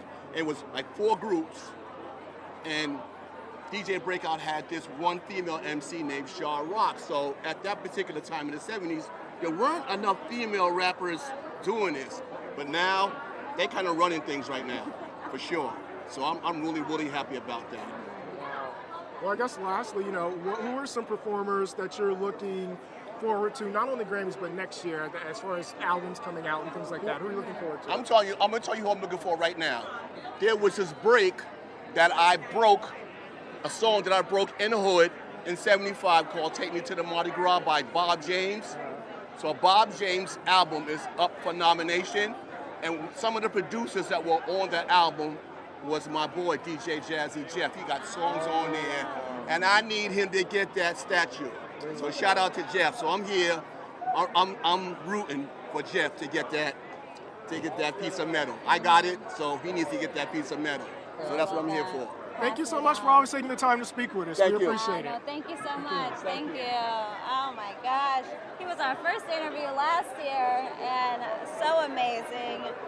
I am falling over my dress here. One second, ladies and gentlemen. It's busy on this carpet. It is very busy on this carpet. We get to We're our getting spots before we get constant traffic over here with all of some of your favorite stars. Yeah. And look, we have Lauren Daigle back on the fashion cam over here, rocking her blue, rocking. I just love that outfit. I know. I love that she incorporated a hat into it. Yeah, I would never think to wear a hat to the Grammys, and she does it so well. Well, I think next year may be your year then. Maybe I'm inspired now. I will be rocking a hat next year, y'all. Definitely full-fledged. It'll be here. Maybe not. I don't know. She I'm had no something Lauren written Daigle. on her hat too. Lauren did. It said "Pray for Surf." That. Yeah. Oh, that is beautiful. Yeah, it said "Pray for Surf." That is beautiful. We definitely should ask her about that. Oh, look, Fantasia's just Oh, walked by us. Fantasia walked by. Oh, looking stunning. Did you watch The Color Purple? I did watch The Color Purple, and she was so Oh my good. goodness, that performance of "I'm Here." It was, and unfortunately she didn't get a nomination, but I mean, Not she a dry did eye in so the theater. Hello, and look who we have here. Phineas is here, and Billy as well. Well, look who we have. The stars, A stars star, of the yeah. evening. We have Miss Billie Eilish. for 5 hours already. I mean, it's been a time. Hi, how are you? Happy Grammys Day. Oh yeah, man. Happy Grammys. How's it going? I mean, congratulations. You've already won 1 award today. Yeah, ridiculous. Insane. How was that? How cool is it? It was crazy, man. It was great. We were also we were on the side of the stage and we couldn't hear anything, and so they just I knew they were saying it, but I didn't know what they were saying, and then everyone just kind of turned to us and was like, "It was you." They were like, "Go out there." We're like, "Oh, okay." Yeah. Billy, how does it feel getting this nomination, specifically for the song that you did with Barbie, and knowing that you also directed the music video as well? Oh my God, it's so insane. When we were sitting there in his little studio, in January last year, right in this little song, there was no. This wasn't. We weren't thinking about this. This wasn't part of it. You know what I mean? Never would have thought that it would bring us here, and it's just really incredible. I don't know. I'm just so honored to be spoken about in regards to Barbie, Grammys, Oscars. I'm just honored to be a part of it at all. Whatever happens, I'm happy. But yeah, we won one already, and I'm set. I'm good. Let's go. We're good. It was good. And quick question: will there be a new album coming up in the next year? Have you been working on anything? Yes, there will be a new album. We're getting there. Soon I will have more to say. We but for cannot now, wait. Barbie is what we're talking about. Congratulations and good luck again. Thank you guys. Oh, Billy is great. I Billy love her. is awesome. She also always gives the best red carpet interviews, just also in similar fashion to Dua, where it's just very much, I feel like I'm chatting with one of my homegirls. With your friends, yeah, exactly. Yeah. No, it's tremendous. And, when you have somebody that musically gifted, and obviously she had to run, but you just want to just really pick their brains with so many different questions. How did you do this? why did you decide to do that? And why did you sing it this way? But you know, it's really cool to see, you know, all of the accolades that she's getting. Have you been able, there was a video that went slightly viral where she was talking about the tone of voice that she chose to sing What Was I Made For in, and it's crazy to see how that little change has impacted the way that that song really fits for a lot of people and hits them, and is so relatable. Just even, not just the lyrics, but in the tone and in that yearning for wanting to know, am I enough and am I worthy? And so I love that artistry and knowing that she said, okay, it's not just the words, it's not just me singing it, it's how I'm singing it and delivering it out into the world. And I think a lot of fans don't realize those kind of little changes or those little thoughts, you know, how much goes into really making a song. You know, 'cause sometimes there can be so many different versions, but just that little change can make a big difference. That's very true. I mean, and that's why she is dominating award season. Dominating. With that song. I mean, she said there might be a new album on the way, so I can't wait. I can't wait to hear that. And I appreciate that snappy reporter question. They were trying to leave, and you would not let her leave without getting that answer. I had to know. I had to know. Thank you on behalf of me and fans. sorry to Billie's publicist, but I just had to sneak it in there. Ask, yeah. Definitely got to let the fans know that are in the chat. And I want to know, I can't personally see it, but Swifties, if you're in the chat, let us know if you're in there and what you're most excited to see from your favorite pop star. I want to know, do you want to see, like I was mentioning earlier, do you want to see her dancing in the audience? Do you want to see what she's wearing?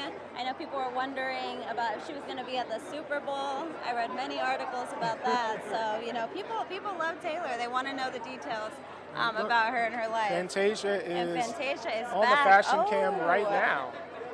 Rocking this beautiful outfit. She also is incorporating hardware, but more so in her jewelry today. And oh wow, that is beautiful. Fantasia's looks during awards season have been knockout. No, her stylist deserves a raise. Oh, I definitely. As Fat Joe said, the price just went up. And she's such a creative that I don't doubt it's a collaboration with her stylist, bringing in a lot of that storytelling, I'm sure. Yeah. So we gotta, next time we see Fantasia, we gotta ask her what some of those stories are behind the outfit. Oh, I love that. I love that. Hopefully she'll stop by. You know, it's so many people, and I know that our audience can't necessarily see. This is a very, very, very long carpet. Oh, I mean, it's probably 2 football fields long. And so we're just seeing. Dang, that's a lot. I mean, it's we're eyeballing it, but it's a pretty long corridor. Yeah, if anyone's ever been to LA Live or to the Crypto.com arena, there's that just long strip of street. The red carpet is that entire street. So just to give you a bit of an estimate what that looks like. So I know some of these celebrities, their feet are hurting by the time they have to be. Are your feet hurting in those heels? A little bit. But I'm professional, so we keep on pushing. There you go. I love that. That's what we love about you. Oh, thank you. I'm glad that's one of many.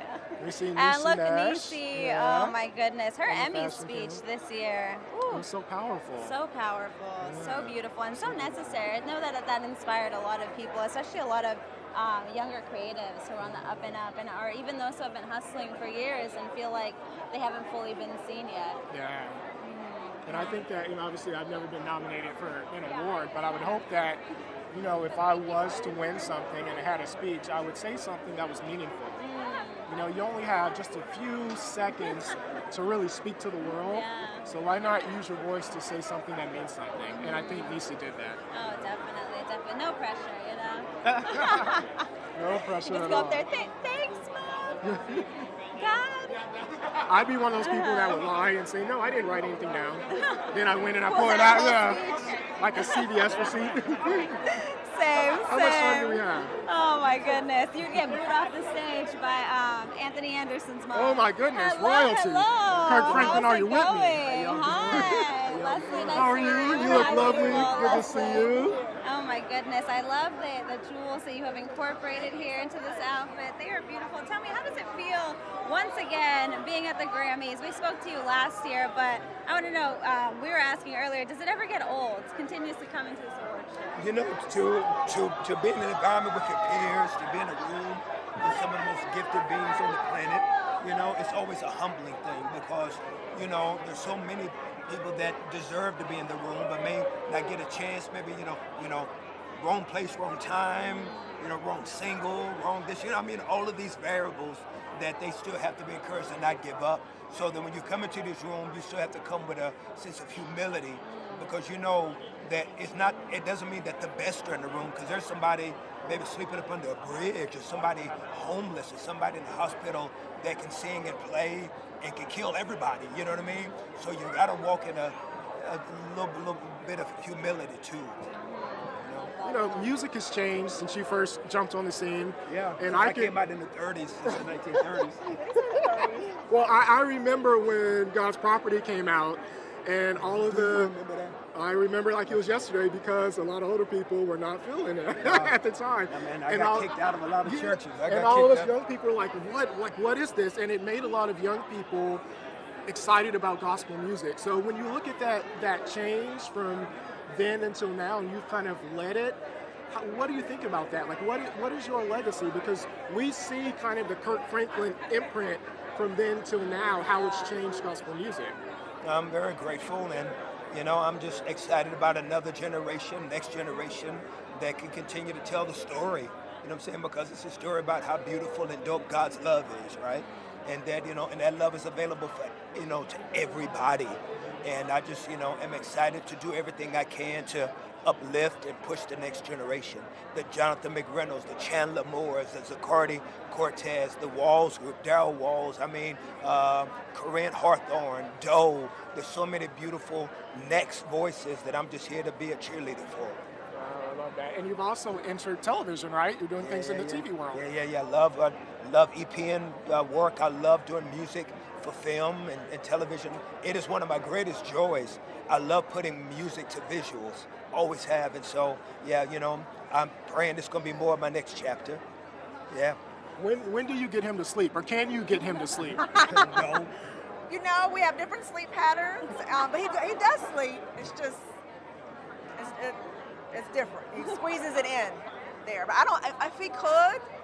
if he could stay awake, and that was humanly possible, I believe he would. Yeah. Do you ever have to tell him, all right, take a break just a little bit?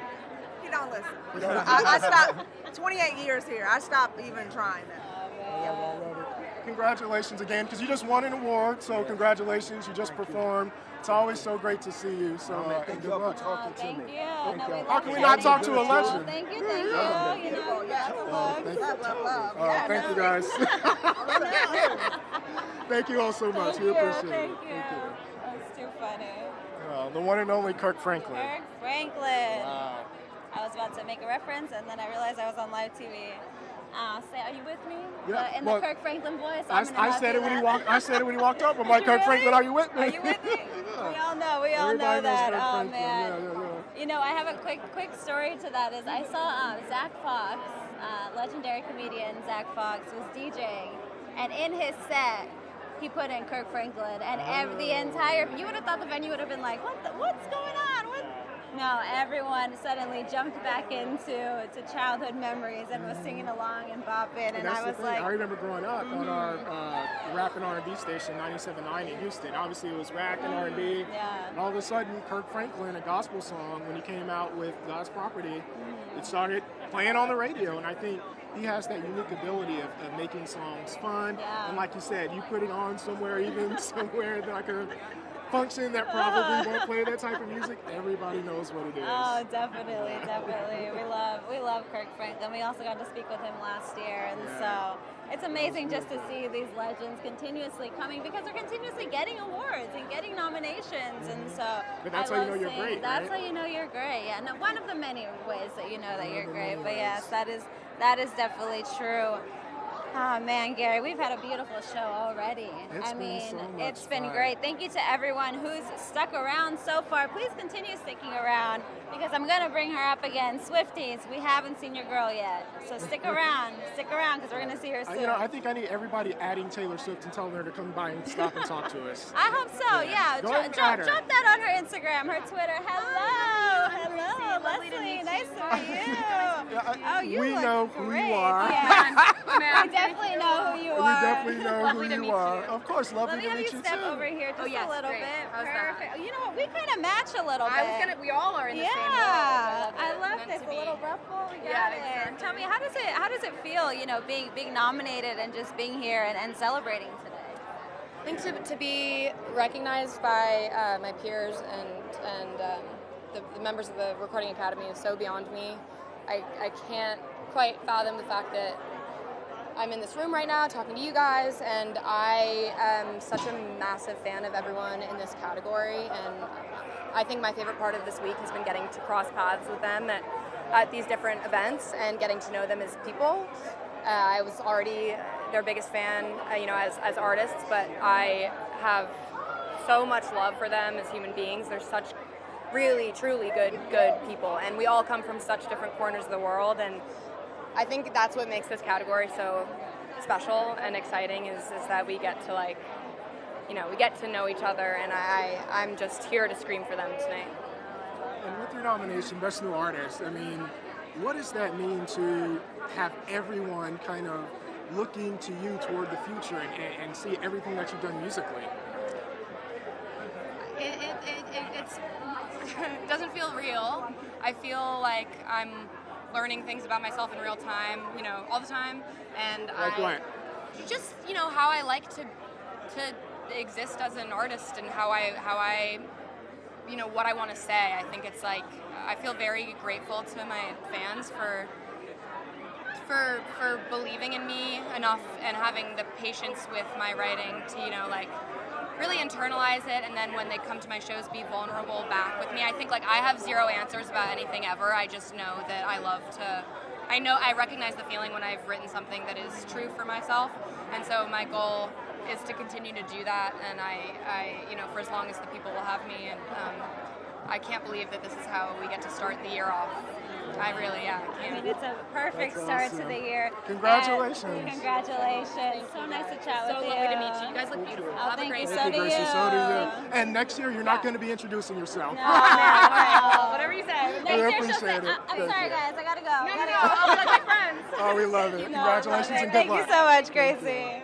She's going to continue to grow. I mean, just got off tour with Taylor Swift, jumping back on soon, I think, as well. Wow. I mean, it was so cute. She's like, "Hi, I'm Gracie." We know who you are, Gracie. You are. You are humble. Yeah, you are humble. And you're nominated for Best New Artist, so a lot of eyes are on her. Yeah, we love that. And also sharing that category with our friend Noah Khan, who she just recently performed with at Spotify's Best New Artist party. So that was cool to see. I saw some of those clips circulating online and really like that. I was not invited to Spotify, but I will expect one next year. Maybe next year. There you go. There you go. Oh man, Gracie Abrams, so great, so great. We also were AP also has an article out. We did a full interview with Gracie, and so those of you who are online can check that out in between this and while you're getting ready for the show. Speaking of getting ready for the show, I mean, wow, it was so just awesome to be here and see so many stars just walking past us. Like it's nothing. I mean, there are very few events, maybe Oscars, Emmys, and now the Grammys, where so much star power is literally in the same room, shoulder to shoulder.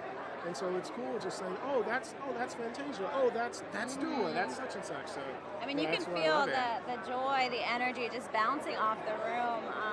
I used it earlier to describe it. It was like little balls of energy and joy just bouncing around. And so it's a beautiful space to be in. Hello, how's it going? Mr. Mike Will made it. Hello. Made a lot of songs that. You made a lot of songs I was dancing to and was doing some things I wouldn't tell people about. You made all my favorite songs. Let's have you step right into that square for me right there. Thank you. So does this ever get old, man, here at the Grammys, attending, getting dressed up? I like getting fresh. I like getting fly, man. You know what I'm saying? But it's cool. It's cool to step out every now and then. I don't do too much. And then it's a good room. I love it. Now, we know you worked on Miley's album, and you guys have had a long-standing relationship. What's it like working on her album, then seeing all of these accolades that she's received? Man, it's dope because she works real hard. Like, I'm not gonna lie. She always is in the studio. She has like a sense of direction, on where she wants to go as an artist, and then she goes to the studio and nails that target, and then she always pushes it to a whole nother level, and it's dope to see like everybody receiving it, and like what songs standing out from the album, and Flowers is just killing it. It's like none of the other songs is getting any light of the day because it's like Flowers just doesn't come off the radio. Like everybody is just playing that one, so it's dope that for her to have like a self-loving empowerment song like that, and they're getting the flowers. You know what I'm saying? They're getting these flowers, yeah. Or And then, you know, going back to working with her more on the hip hop and urban stuff years ago, to now she's back in her pop bag.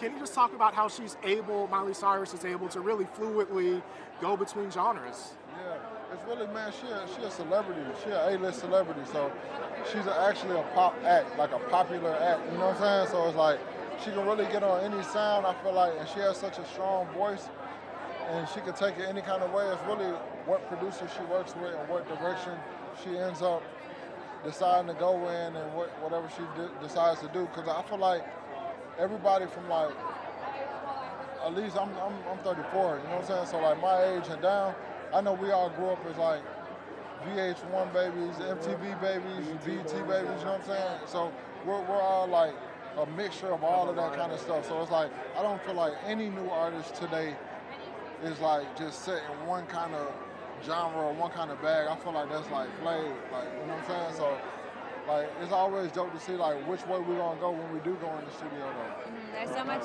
genre fusion going on. It's so common. And I wanted to ask you as well, because we're starting to notice more and more the Recording Academy is publicly acknowledging, you know, more producers, more songwriters, engineers as well. And what does that mean to you, seeing people essentially come out of the shadows necessarily and getting that public recognition? I feel like that's just like, that's what we are as a society. That's where the consumers at. They want to know where their food was raised or all the ingredients to everything. So it's like now it's good to see, because I feel like that's how music was built. Like the producers brought the talent. Like you got Berry Gordy's, you got, you know what I'm saying, Clive Davis, you got, you know what I'm saying, you got all kind of big producers that brought different artists to the game, to Dr. Dre's, to Pharrell's, to Diddy's, to Timberland's, to, you know what I'm saying? You got so many of them, so it's just good to see like where we are as a society, and that people want to see like the ingredients and know all the details of how this record came about, and they love seeing, everybody wants to see content, everything's content crazy, so I feel like it's a great time for creators. It's a great time for entrepreneurs and anybody that's thinking forward and out of the box. Very true. Yeah, that is great. And I'm excited to see more and more younger producers, engineers come out from that. So many of them.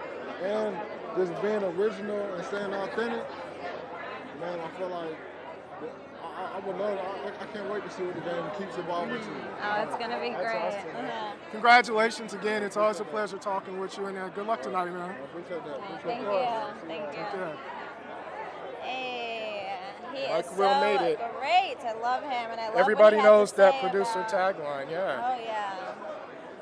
Oh, definitely. You can't, if you don't listen to music, if you don't know it. Yeah, and I appreciate, you know, I asked about Miley Cyrus, but what's interesting is that him as a producer, I mean, we know him mainly for hip-hop, but he's transitioned into pop as well, and so it's good to see how, you know, like he said, growing up, you listen to a lot of everything, especially with the music video channels. It's not like that now, but, you know, I knew so many rock songs and country songs that I may not have listened to because they were played on music video channels. So that was the place to be. And on the fashion cam over here, let's take a quick look. We have Ed Sheeran rocking a nice, he said casual for the Grammys. Yeah. He took a nod from Bad Bunny last year. Yeah, he's got a little bit of camo going on. I believe he's also on tour currently, and so I'm glad that he took a step to come see, you know, the Grammys. I mean, when you're one of the world's biggest artists, I feel like you have to be here. I mean, again, if you are among the world's biggest artists, this is the place to be. It truly is. You know, this is where collaborations come about. This is where joint projects come about. They're Yeah. bumping into each other. They're talking. Hey, why don't we do this? Maybe I should jump on that. So yeah, I mean that's what's cool about the Grammys, man. So much happens. Yeah, I remember speaking to Diane Warren recently, and she also mentioned that she was like, yeah, when I go to a award show, I've had collaborations come out of these spaces, and so it's true what you're saying. It's very, very true.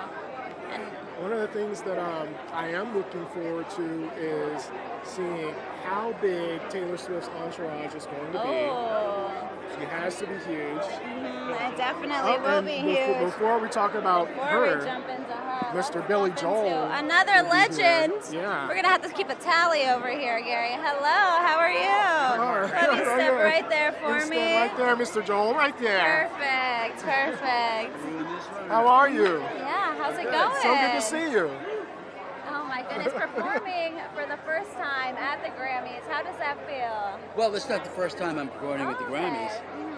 I think I did it 20 years ago, and they got mad at me.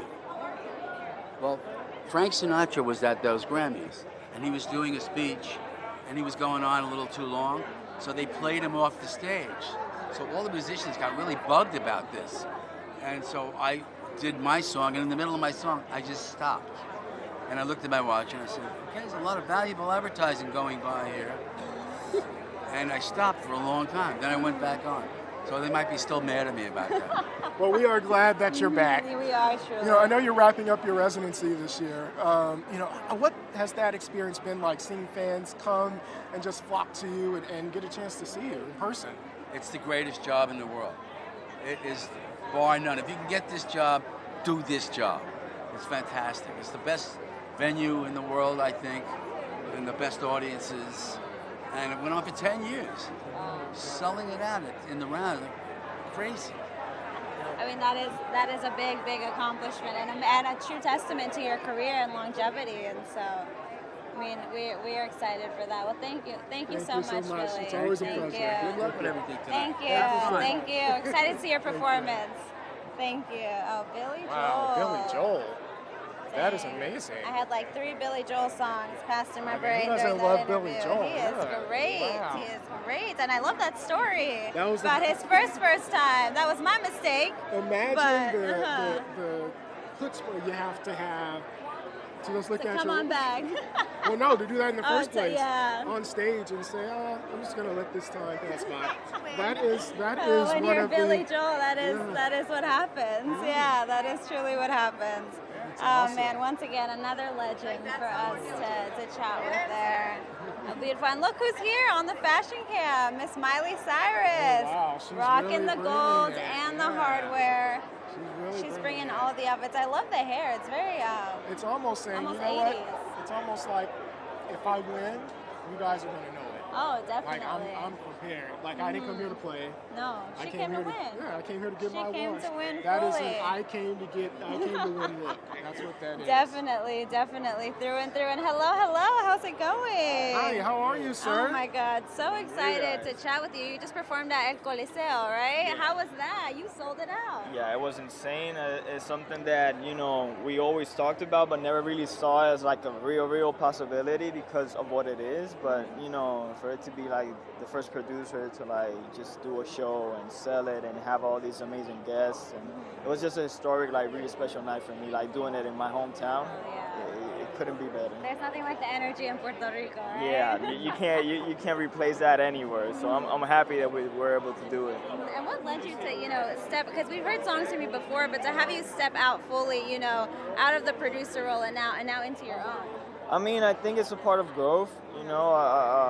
I was always comfortable with being in the back end, just like being in the studio, and there's not that much of a spotlight. But I understood to grow and to get to different places, to put more of my perspective in music and ideas out there. I had to do it in an artist sort of way and be more out there. And I understood it a lot more now that I've been doing it for a while.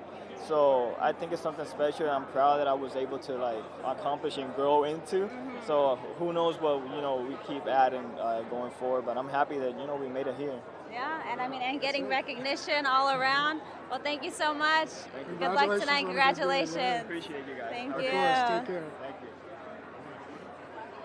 I love That is Tiny. awesome, He's yeah. so great. He had an That is amazing great. performance in Puerto Rico. How and are look you? who's here. Right on your- Hello, How are you? hello. Speaking of somebody who's had You a look huge great. year, how are you? I'm great. I'm great. Thank you very much. So what does it feel like being here at the Grammys? I mean, obviously you're a staple here, but you know, some years have more success than others. So what's it been like this year? I mean, this year is really fantastic because obviously all the Barbie nominations and being involved with the soundtrack. But I think I was like a seat filler in 1988, and then I came as like Rhymefest +1 in 2003. So you know, I've been here in different capacities, but it's great to be here, and you know, there's so many artists I love. I'm excited to see on stage. I'm curious because obviously everybody listened to the Barbie soundtrack, but I think for a while the soundtrack wasn't as popular like when we were growing up. We would go to Sam Goody or Best Buy and buy the soundtrack, and now it's kind of hit a resurgence. So what would you attribute to kind of the resurgence of the pop soundtrack, where we're listening to pop songs from movies on the radio? I think it's because the movie really hit a nerve. It's this cultural moment, and I think that the music, like we all love the movie so much. We tried to raise the bar of the soundtrack and the artists. As soon as we had Dua Lipa, we were like, wow, this really could be about something. And then when we got Billie, Ryan's song Charlie, Nicki, Ice Spice, and I think it's just a testament to how great the movie is and like the songs matching that. So it'd be great. I mean, I love that soundtrack era from my youth, like from Top Gun to Juice, you know. And that's the thing, we're even seeing more of it, and maybe Barbie has led the way, but do you think that like listeners like us fans are just ready for movies again? Is it the movies that are making the sounds? Yeah. Why are we loving soundtracks again? I think like when you walk out of a movie on such a high that you like want to relive it and you're like, what can I do? And you go and get the soundtrack. I used to do that. I'd walk out of like the movie theater to the mega store on the corner and buy like, so I think that really helps it when the movie gives you that feeling. No, it's very true. I have done that exact thing. Yeah, so yeah. That is true through and through. And for you, when choosing a lot of your different projects, what is that one element that it has to have for you to say, I want to put my mark on this and I want to be a part of that journey? I think sometimes it's different, you know, sometimes with like a singer like Yeba, somebody I work with, like you just hear the voice and like I have to work with them.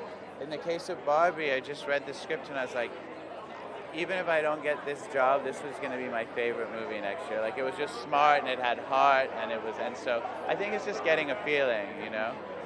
Go ahead. I was going to ask, what was your opinion on the nominations that Barbie received for the Academy Awards coming up? Well, I mean, of course, I would have loved to see everybody get recognized, and I think that Greta just did such an incredible job. She created a world like that didn't exist before. But I'm very excited for America and for her for screenplay and for Best Picture. So, yeah. Well, lastly, you know, we were talking to another producer extraordinaire, Babyface, about AI.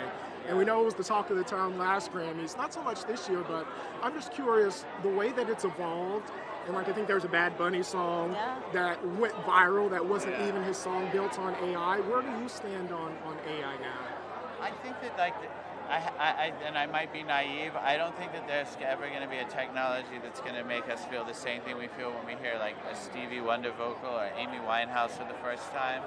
I think that technology can do a lot of other things, so I just hope that the thing that we love about humans and performance doesn't ever go away.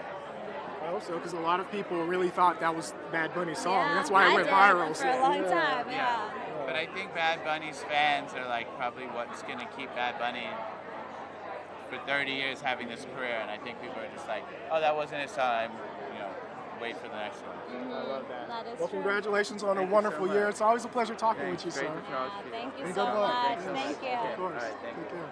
Mark Ronson, Mark Ronson. everybody. Huge year. Oh my God. Wow. I mean, he's always behind some of the best hits, some of the best. And when you see, everybody wearing pink on the carpet, you just know that it was, inspired by Barbie. I mean, and it continues to dominate in nominations at every award season, and so that's a testament to Mark Ronson, to Greta Gerwig, Margot, America, Everybody Issa, involved, all of the above, Definitely. It truly is the year of women It's in the film year of- and in music. And it's about time, right, that Yeah. women have had their spotlight. Obviously, we wouldn't be here without women. Yeah.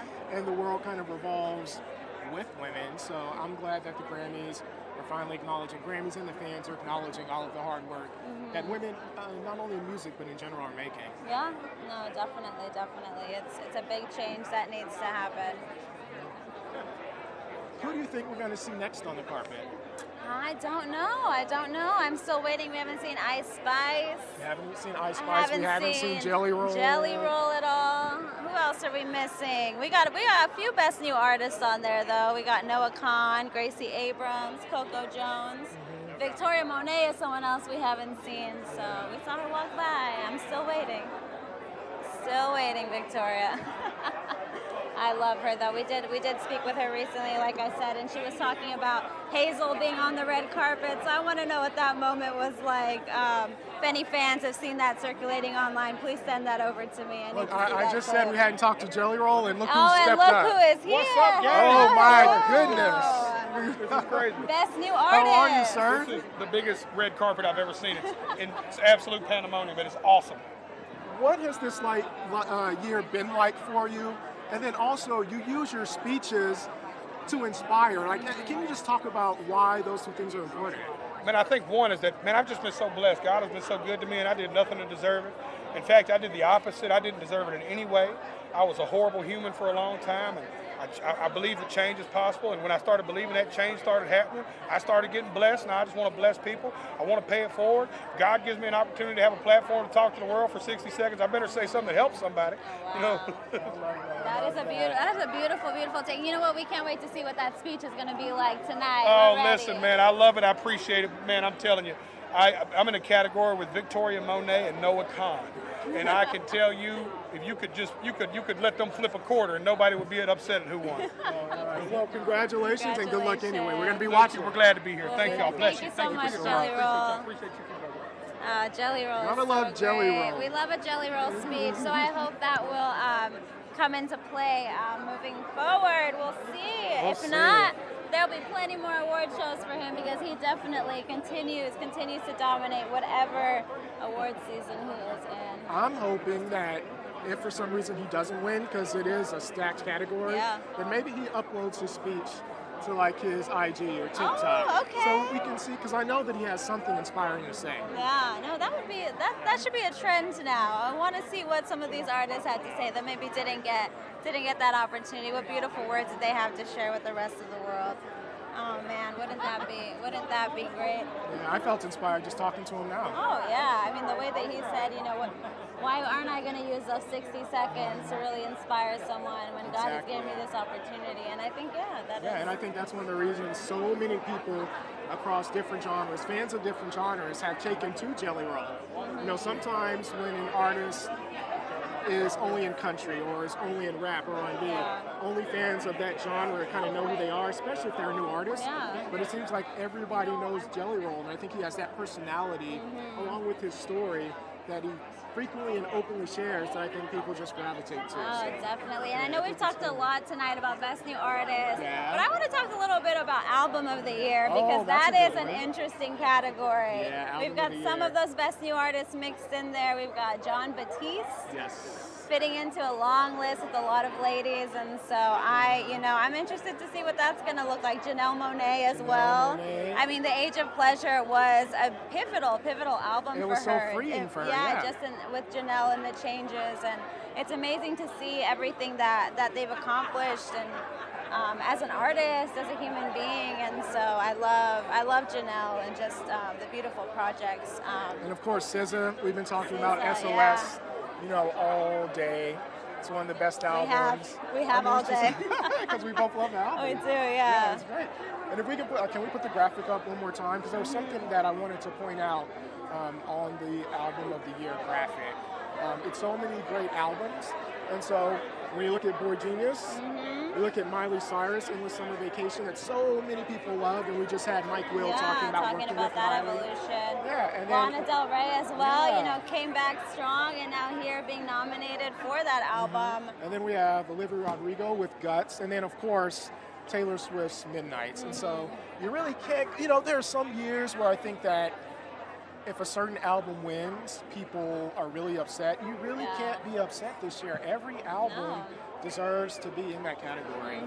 I mean, all of them have amazing teams, screenwriters. I'm not screenwriters. Well, I fast forwarded to the Oscars. I was going to say, you're already on Oscars duty.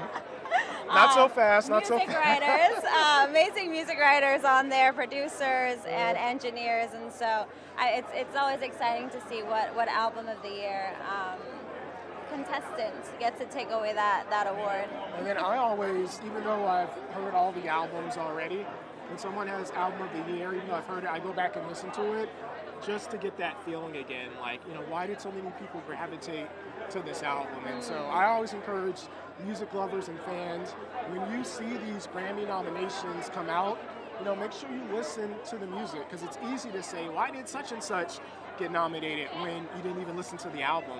So I just try to, especially the major categories, just listen to everything that's been nominated, and you'll get a good feel of what makes music so great. No, that's very, very true. And I know we talked about our favorite albums of the year. We both said SZA, but did you have a favorite song of the year? I mean, my favorite song was Snooze. Oh, okay. And Snooze is one of those songs where I almost wish selfishly she never released as a single, because that was the song that I gravitated to. It was my favorite song on the album when I first started listening to it. And I was like, I'm going to tuck this away in my pocket. So when she released it as a single, which I can understand why, because it's such a great song, I was like, man, I want to keep that for myself, but I really like that song. You said I was hoping only the real fans Only would the real find fans it would on know the that, album. exactly, yeah. So that was my favorite. That. But of course, she had a song that did get nominated for Song of the Year. That was Kill Bill, another wonderful song. Yeah. Genre fusion there, that was mixing. What about you? I mean, based off Song of the Year, my favorite, it was, I'd have to say, and this is tough because, like I said, you got Dua on there, you've got Billie, you've got, I like Olivia Rodrigo as well, SZA. Flowers. I did blast that quite a few times. But I gotta say, it does go back to Kill Bill. Kill Bill? Kill Okay. Bill. Yeah, Kill Bill is one of those that it doesn't matter how many times I run it through, how many times I play it, it is always going to feel like the first time. Wow. Versus a lot of those other songs are amazing and great, but I do feel like I've heard them a few times at that point. I think with Dua, Dance the Night, that is one song that every time I hear it, like it doesn't get old. Yeah, you want to dance. Like, some dance songs, after the 10th time, you're like, all right, I don't feel like dancing. Yeah. But with that song, every time, it's like it's injected into my body. Like, I just want to dance. And so, I love that You want song. to dance the night away. I want to dance the night away. It was absolutely perfect for the Barbie movie. If music was playing when Dua was here, we could have danced the night away. We should have right danced there. with her. That would have been a sight to see. The internet would have loved that. We'd be memed through and through. Oh my goodness. But yeah, I gotta go back to Kill Bill on that answer, as much as I do love a lot of those other songs as well. And Olivia Rodrigo was here last year. Now she's here this year for her next album. That is so rare, and I want to know what it's like for her, having put out these two projects and getting recognition for both of them, because that doesn't often happen. Oftentimes it's 1 out of 3, or maybe 1 later down the line after you've been around for a while. And so if I was her, I'd give myself a big pat on the back and say, yeah, my first 2 albums, I got Grammys for them. So I think I did okay. That's what I tell myself. I think I did all right. Oh my God, fully. I love Olivia and the angst and the depth that she brings to a lot of those songs. And hello, how's it going? How are you? Great. 1 second as I pivot over here. Good to see you. Like he looks. Oh, okay. You're far Amazing. too kind. Yeah. Just sparkly, just doing Very too much. No, it looks chill. I like it. Yeah. Thank you so It much. sparkles in the right way. It's not loud sparkle. It's black and it's sparkly, which is a great combination, right? It invites you in like a starry sky. Oh, well, I appreciate that. Thank you so much. Speaking of inviting someone in, when you have Song of the Year, it does that. So how cool is it to have Song of the Year? It's great, it's been such an amazing thing to be a part of the Barbie universe, and like it seems like every step of the way we were blessed with some kind of magic, and that song just sort of, the way it came about and writing it, and Dua and I have a long history together, And Mark and I have a long history together, and Caroline, the other writer on the song, she's wonderful and a new friend, but it just felt like being in a room with your friends, just, you know, being in love with music, you know? And like sometimes when you do that, you're lucky enough to be part of something that has a life bigger than the moment that it took you to make it in the studio. A lot of songs you write don't actually have anything more than that moment where you have the beauty in the studio. But sometimes the songs that you write come out into the world, they have these great transcendent moments. And that's a true, I mean, testament to the, you know, nominations here tonight, to see that flourish and that success. And thank you so much for stopping to chat with us. Thank you, guys. Thank you. Good luck. Oh man, so many Barbie. That was pretty cool. Barbie. It must be friends amazing over to here. literally be in your room with your friends, create something. Yeah. And I think you have to have some kind of inkling that you like it, it's nice, but then to put it out into the world and have the entire world love it, or you know, much of the world, has to be an incredible feeling. Because there's no way that you can necessarily know it in that moment. You know? I mean, you can. I think it goes back to what Dua said. It's like once you release it, it's let's see what happens. Let's see if it takes off. Let's see if it doesn't. But we know that we did a great job and we had fun. You know. Exactly. And you could definitely feel that energy with the Barbie cast, the crew, the music team behind it all, and so I love that. And honestly, Barbie was a great movie. It was a great movie. The production design was beautiful. The story was beautiful. So I'm glad we get to keep talking about it even here at the Grammys. I was wondering if you were going to wear pink. I should have. Barbie pink. Your black looks lovely. Thank you. But again, we have seen quite a number of pink outfits here on the Grammys carpet. Yeah, it's been a lot of, like I said earlier, a lot of silver, a lot of gold, bronze, pinks, reds. Those have been the I know we saw mixtures of other things, but those have been the consistencies that I've seen tonight. Also a lot of unique jewelry, hardware, 3D designs on outfits, and so I'm glad that we've strayed away from like a classic black suit, you know?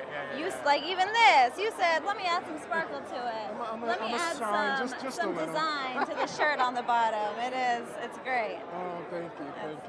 It is so amazing. And I mean, we've seen even, not necessarily on the fashion cam, but as I'm just looking around at everyone here, we're seeing just amazing detailing in a lot of these outfits. And I mean, over here, you can even see on the fashion cam, this looks like everyday suit, but look at that, there's a little detailing of the shimmer under. And the all white in the rain. All white That's when you know you have a good suit, when it's all white and it's still raining and you're saying, I'm wearing it. That's when you know you look good. You don't question it anytime. Rain, sleet, or snow, I'm coming out in my all white suit. Oh man, I love it. It is the time to shine here at the Grammys. And man, I mean, is there anyone we haven't talked to that you can't wait to chat with today, Gary? Because I can't even, it blows my mind who we've already spoken to. Yeah, we've spoken to so many. I mean, obviously, if we talk to Taylor, that would be huge. Hopefully Victoria Monet has some time to stop by, but you know, even if we had nobody else, I would still feel very privileged because we talked to so many great artists. It's really been a great night already. I know we're a little under an hour away. But yeah, I'm excited. It's been cool. And who would I rather? No, there's no one I'd rather do it with than you. So it's really cool. So sweet, Gary. Same feeling. Awesome. Your favorite duo, right here. Bringing it right back. Your favorite duo, Leslie and Gary, here with AP, reporting live at the Grammys, y'all. It doesn't get any better than this. No, it doesn't. And that's the cool thing about our jobs. Obviously, you know, we have to report. You know, we are journalists, but it's cool to be a fan as well. You know, and we love entertainment. We love music. That's why we do this job. And so to see some of our favorite acts just walking right by us, man, it's pretty cool. You know? No, it's definitely great. And is there any indie artists that you'd love to see one day be at the Grammys moving forward? Ooh, that's a good question. I'd have to think on that. That's a really good question, Miss Journalist. You're welcome. I love that. Thank you. The words every journalist loves to hear. Right. That's a really great question. That's a great Puts a little question. pep in your step, right? Yeah. That boost of adrenaline. But I think, even if you're considered to be, and not that, the Grammys is always the end all be all for an artist, but the fact that, your peers nominated you, considered you, thought about you, I mean, that has to say a lot. I used to think when people would say, oh, it's an honor to be nominated, that it was kind of just a cliche saying, but no. When your peers say this is one of the best albums or best songs or, these are some of the best lyrics, it means something. No, it truly does, and I can't imagine what it's like to meet some of your favorite legends that inspired you here as a younger artist. I'm sure a lot of the best new artists nominees are having that experience today. Exactly. Yeah, definitely. Let's toss it back over and see what some of those fashion looks are Because I just saw happening. some very colorful outfits just past us. Mm-hmm. So I wonder who's on the fashion cam now. Hello. Hello. How are you? We were just talking. I'm Leslie. You don't need We to know introduce exactly who you yourself. are. I like you to be sure. Oh, man, Well, thanks, thank Kylie. you It's so good to much. see you. You too. And tell me, we were talking about people incorporating red and hardware, and you were matching both of those elements today. Who So knew? tell me, what went into this look today? Well, I was nominated. Well, I won the category for Padam Padam, so I just thought Padam Padam red would be appropriate. So I didn't know red and hardware was a thing, but I've been noticing the trend. well, there we go. So this dress is by Dolce & Gabbana, good friends of mine, and I'm kind of fairly comfortable. I don't think comfort rates so highly at events, but I'm doing okay. Yeah, we all, we suffer through the hills, we suffer through it all, and you just won your award. How did that feel, getting that stamp of recognition? Honestly, I was hopeful. I was a little anxious last night, and then I found out as I was getting ready. Well, I wasn't. Someone was making all this happen.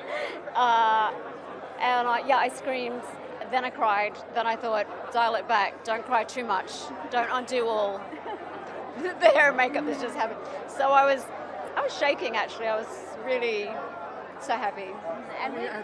So at this stage in your career, and you put out so many great songs, like what does winning a Grammy mean now?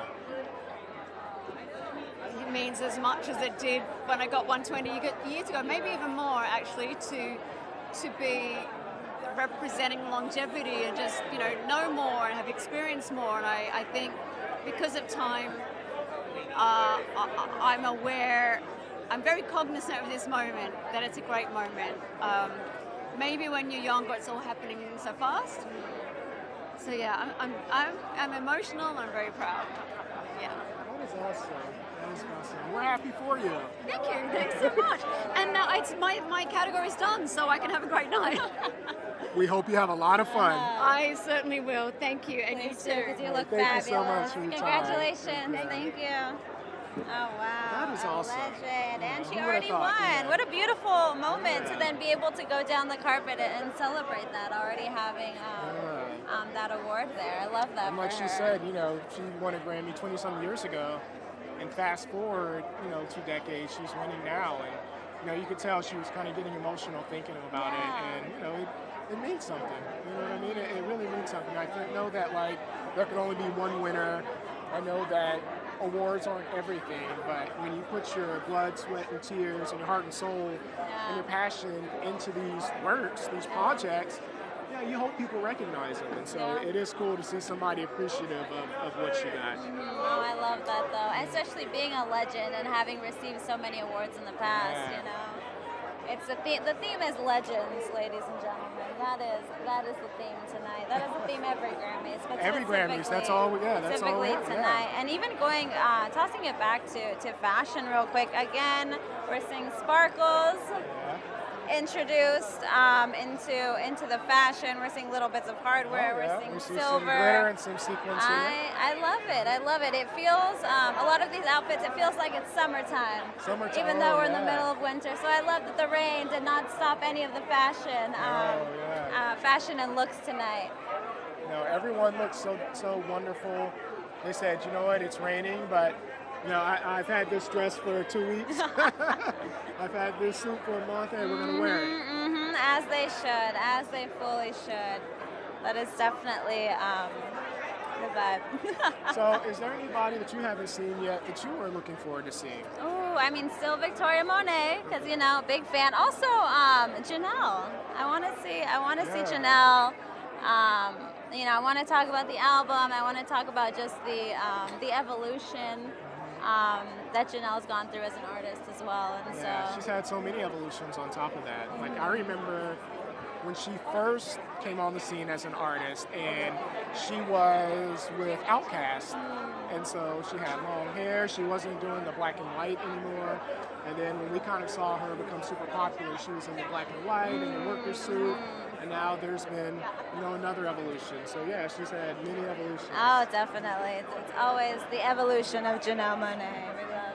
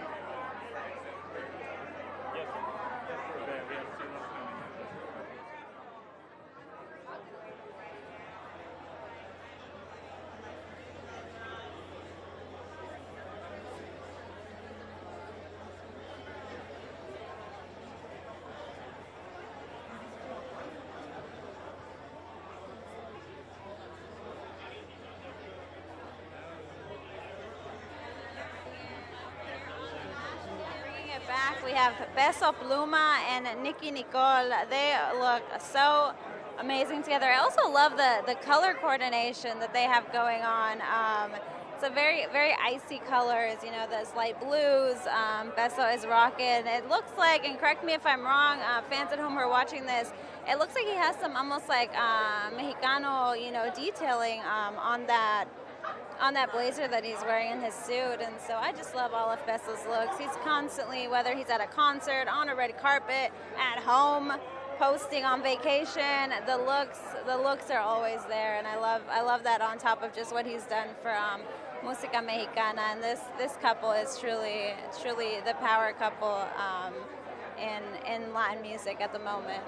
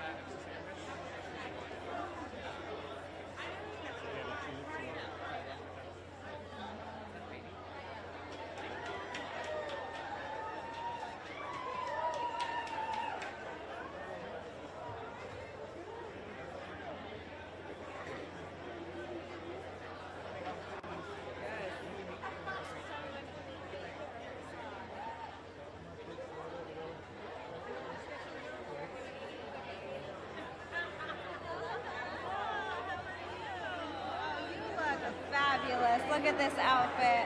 Tell us a little, what is the story behind the look today? So I'm wearing custom Versace.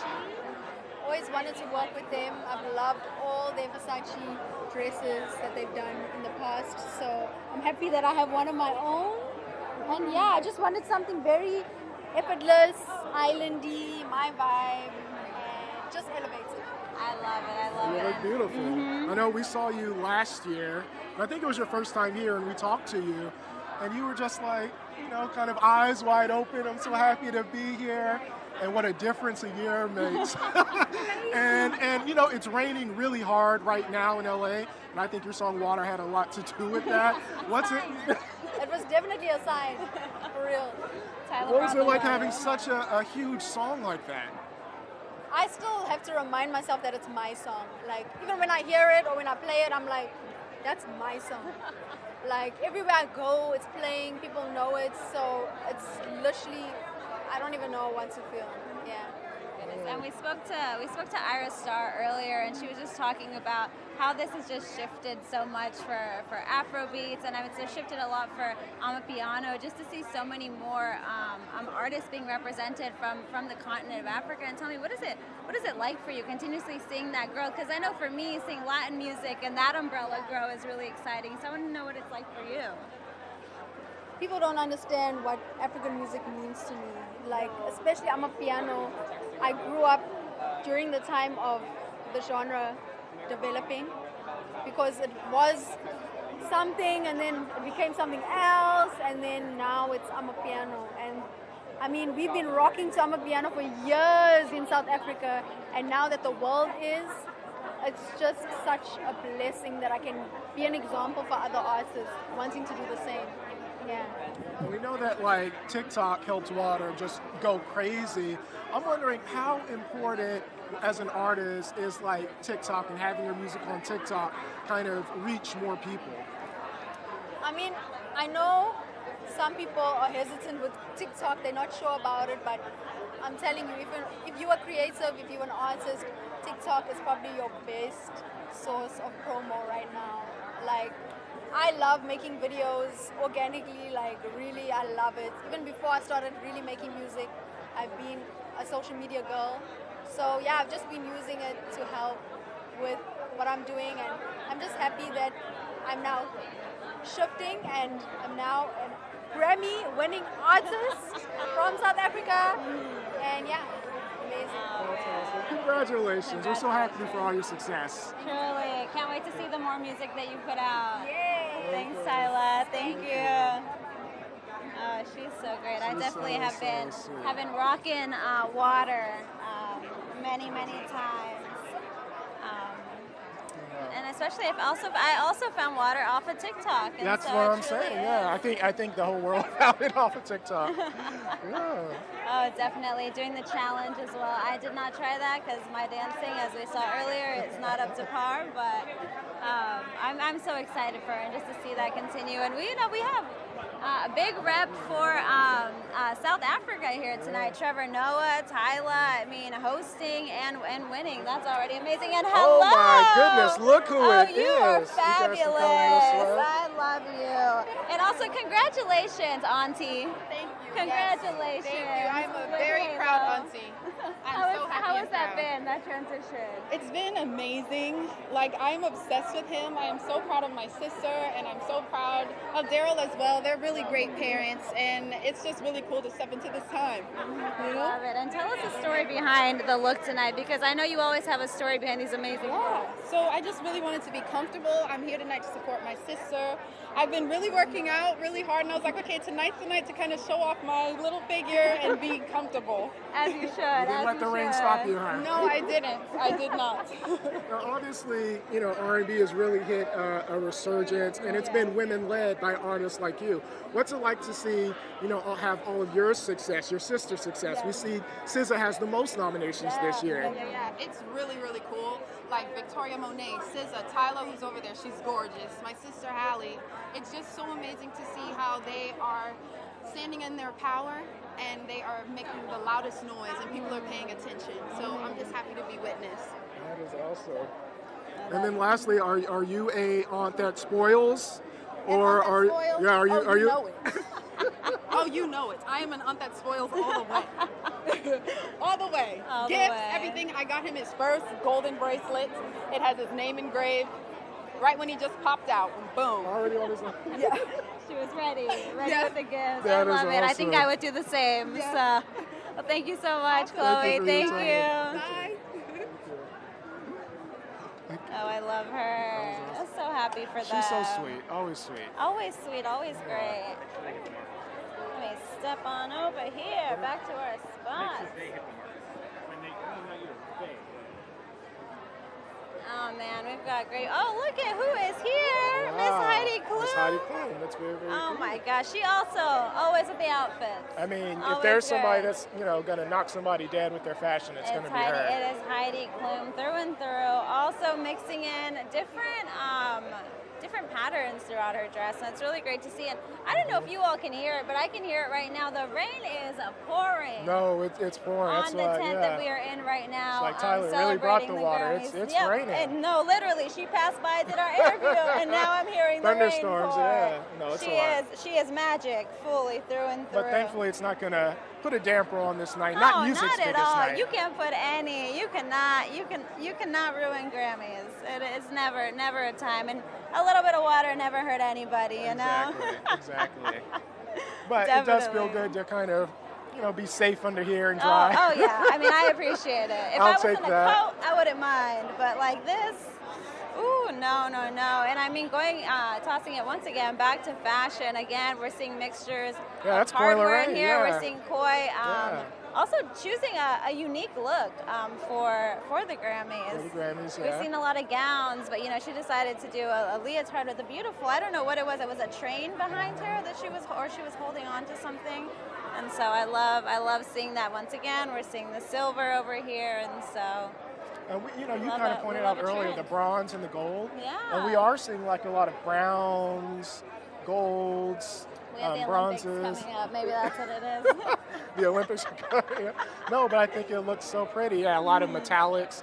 And so I think, people are really like, hey, you know what, this year, we came back last year. I think people, the fashion last year was a little muted coming out of the pandemic, but I think everybody now is like, hey, we're ready to shine. We're ready to sparkle. We're ready to go. I'll be in sparkles next year. I love it. I love it. I Oh love it. man. And then we've talked about album of the year, we've talked about song of the year, we've talked about best new artist. Yeah. We haven't talked about record of the year. We haven't though. talked about record And of that the is year, also right. an amazing category with great people on there. I'm honestly, I don't really have a choice for record of the year. Do you? Do you have someone that you're really rooting for? I mean, Besides think SZA? I would have to say that, like, On My Mama, Victoria Monet, I think that's the one I'm really looking for. That is a good one. That hello, how are you? I love the pink. I love the speck of pink. You said we got to match a little bit. Oh, really? Oh, man. Well, it looks great on both of you. How do you feel tonight being here at the Grammys? Oh, first of all, we feel emotional because we were recipients of the Lifetime Achievement Award, and that just tell us, that all the years that we've been singing and giving inspirational, it's like the people really got it. It's like, well done, as the scripture says, thy good and faithful servant, and that's what we feel right now. I mean, when you talk about the Clark sisters, legendary, we throw that word around a lot, but you all really changed a generation of music. And so I'm wondering, how does it feel when you listen to the music or you listen to a Kirk Franklin or other gospel singers, they point back to the Clark sisters and what you all did, and now you're getting a Lifetime Achievement Award, not just from it would feel good from anybody, but for the Grammys. Yeah. Oh yeah. Just when you think of the greats like Kirk Franklin, he pulled us out. We felt for the tour. It was that reunion tour that we had with Tamla Man and Dave, and we was like, we the old girls, you want us? But for him to think of us, and he's like, yeah, y'all started singing and going on. And that just really, we were humbled. to even still be thought of and still recognized. So knowing that this gift, you know, has been a blessing down through the years, so it's a blessing. I think that the most important part about First, I just I want people to see you dance. Sure. Yeah. The most important thing I think about receiving it is that it was so unexpected. And that even though we do what we do, we sing for God, we try to live their life in front of the people as well as off the stage. So I think the most important thing is the nuggets that my mom kind of poured into us, and how she taught us to sing, and how she taught us to live and do what we were called to do, and that's sing. So to get the Lifetime Achievement Award was just so overwhelming, exciting for us. It really was. That is awesome. Well, congratulations. Thank you. Thank you so much. Again, you both look fabulous. Thank you. Oh, thank you. Very sweet, very sweet. I love. They were true legends. Did you all see what Olivia Rodrigo was wearing on the fashion camera there? She looked great. And look at you. You look beautiful. Hello, let me have you step right over here for me. We want to make sure our cameras can see this entire outfit and see you. Congratulations on these nominations. Tell me, how does it feel specifically with this album that was so personal and so vulnerable for you to get that recognition? I know. This album is probably the most personal piece I made so far. I am very, very in love with the music. Very grateful to all the people involved. My producer Adam Jodorowsky, Jerry Ordonez recording the sessions. We have Mark Ribot, you know, on the guitar, like Sebastian Steinberg, Emiliano Dorantes, like great people around this. And I don't know, I'm very grateful, happy, muy feliz. Muy feliz, ¿verdad? We saw you take home awards also at the Latin Grammys, and then now switching over to these. How does that feel, knowing you got recognition within Latin music, but also on a broader scale? Yeah, it was amazing. It's really good. I had a tie with Juanes, and for me to have that is very important, you know, and special and magic. It has a mystic because for me, creation needs to come, for me, like from female and male energies, like all together, like it's polarities, you know? And to have this tied with Juanes, for me, like, no, I'm having another winner with me. I think we are all winners since we got the piece well done, you know? But I feel happy, and I think more people might know about my music. I still have so much to learn, so much to walk in this journey of music. So it feels good and big and wonderful.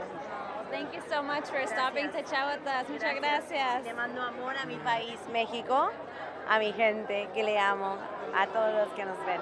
Gracias. Thank you so much, Natalia. Thank you so much. Thank you. Mexicana, americana. I'm very proud of you. Gracias. No Air was on SNL IO last night. Oh man, I love Natalia Lafourcade. And look who is here! Doja Cat on the fashion cam. And She she's is bringing bringing the looks, Hello. Hi, Miss Jordan. Look at Clark.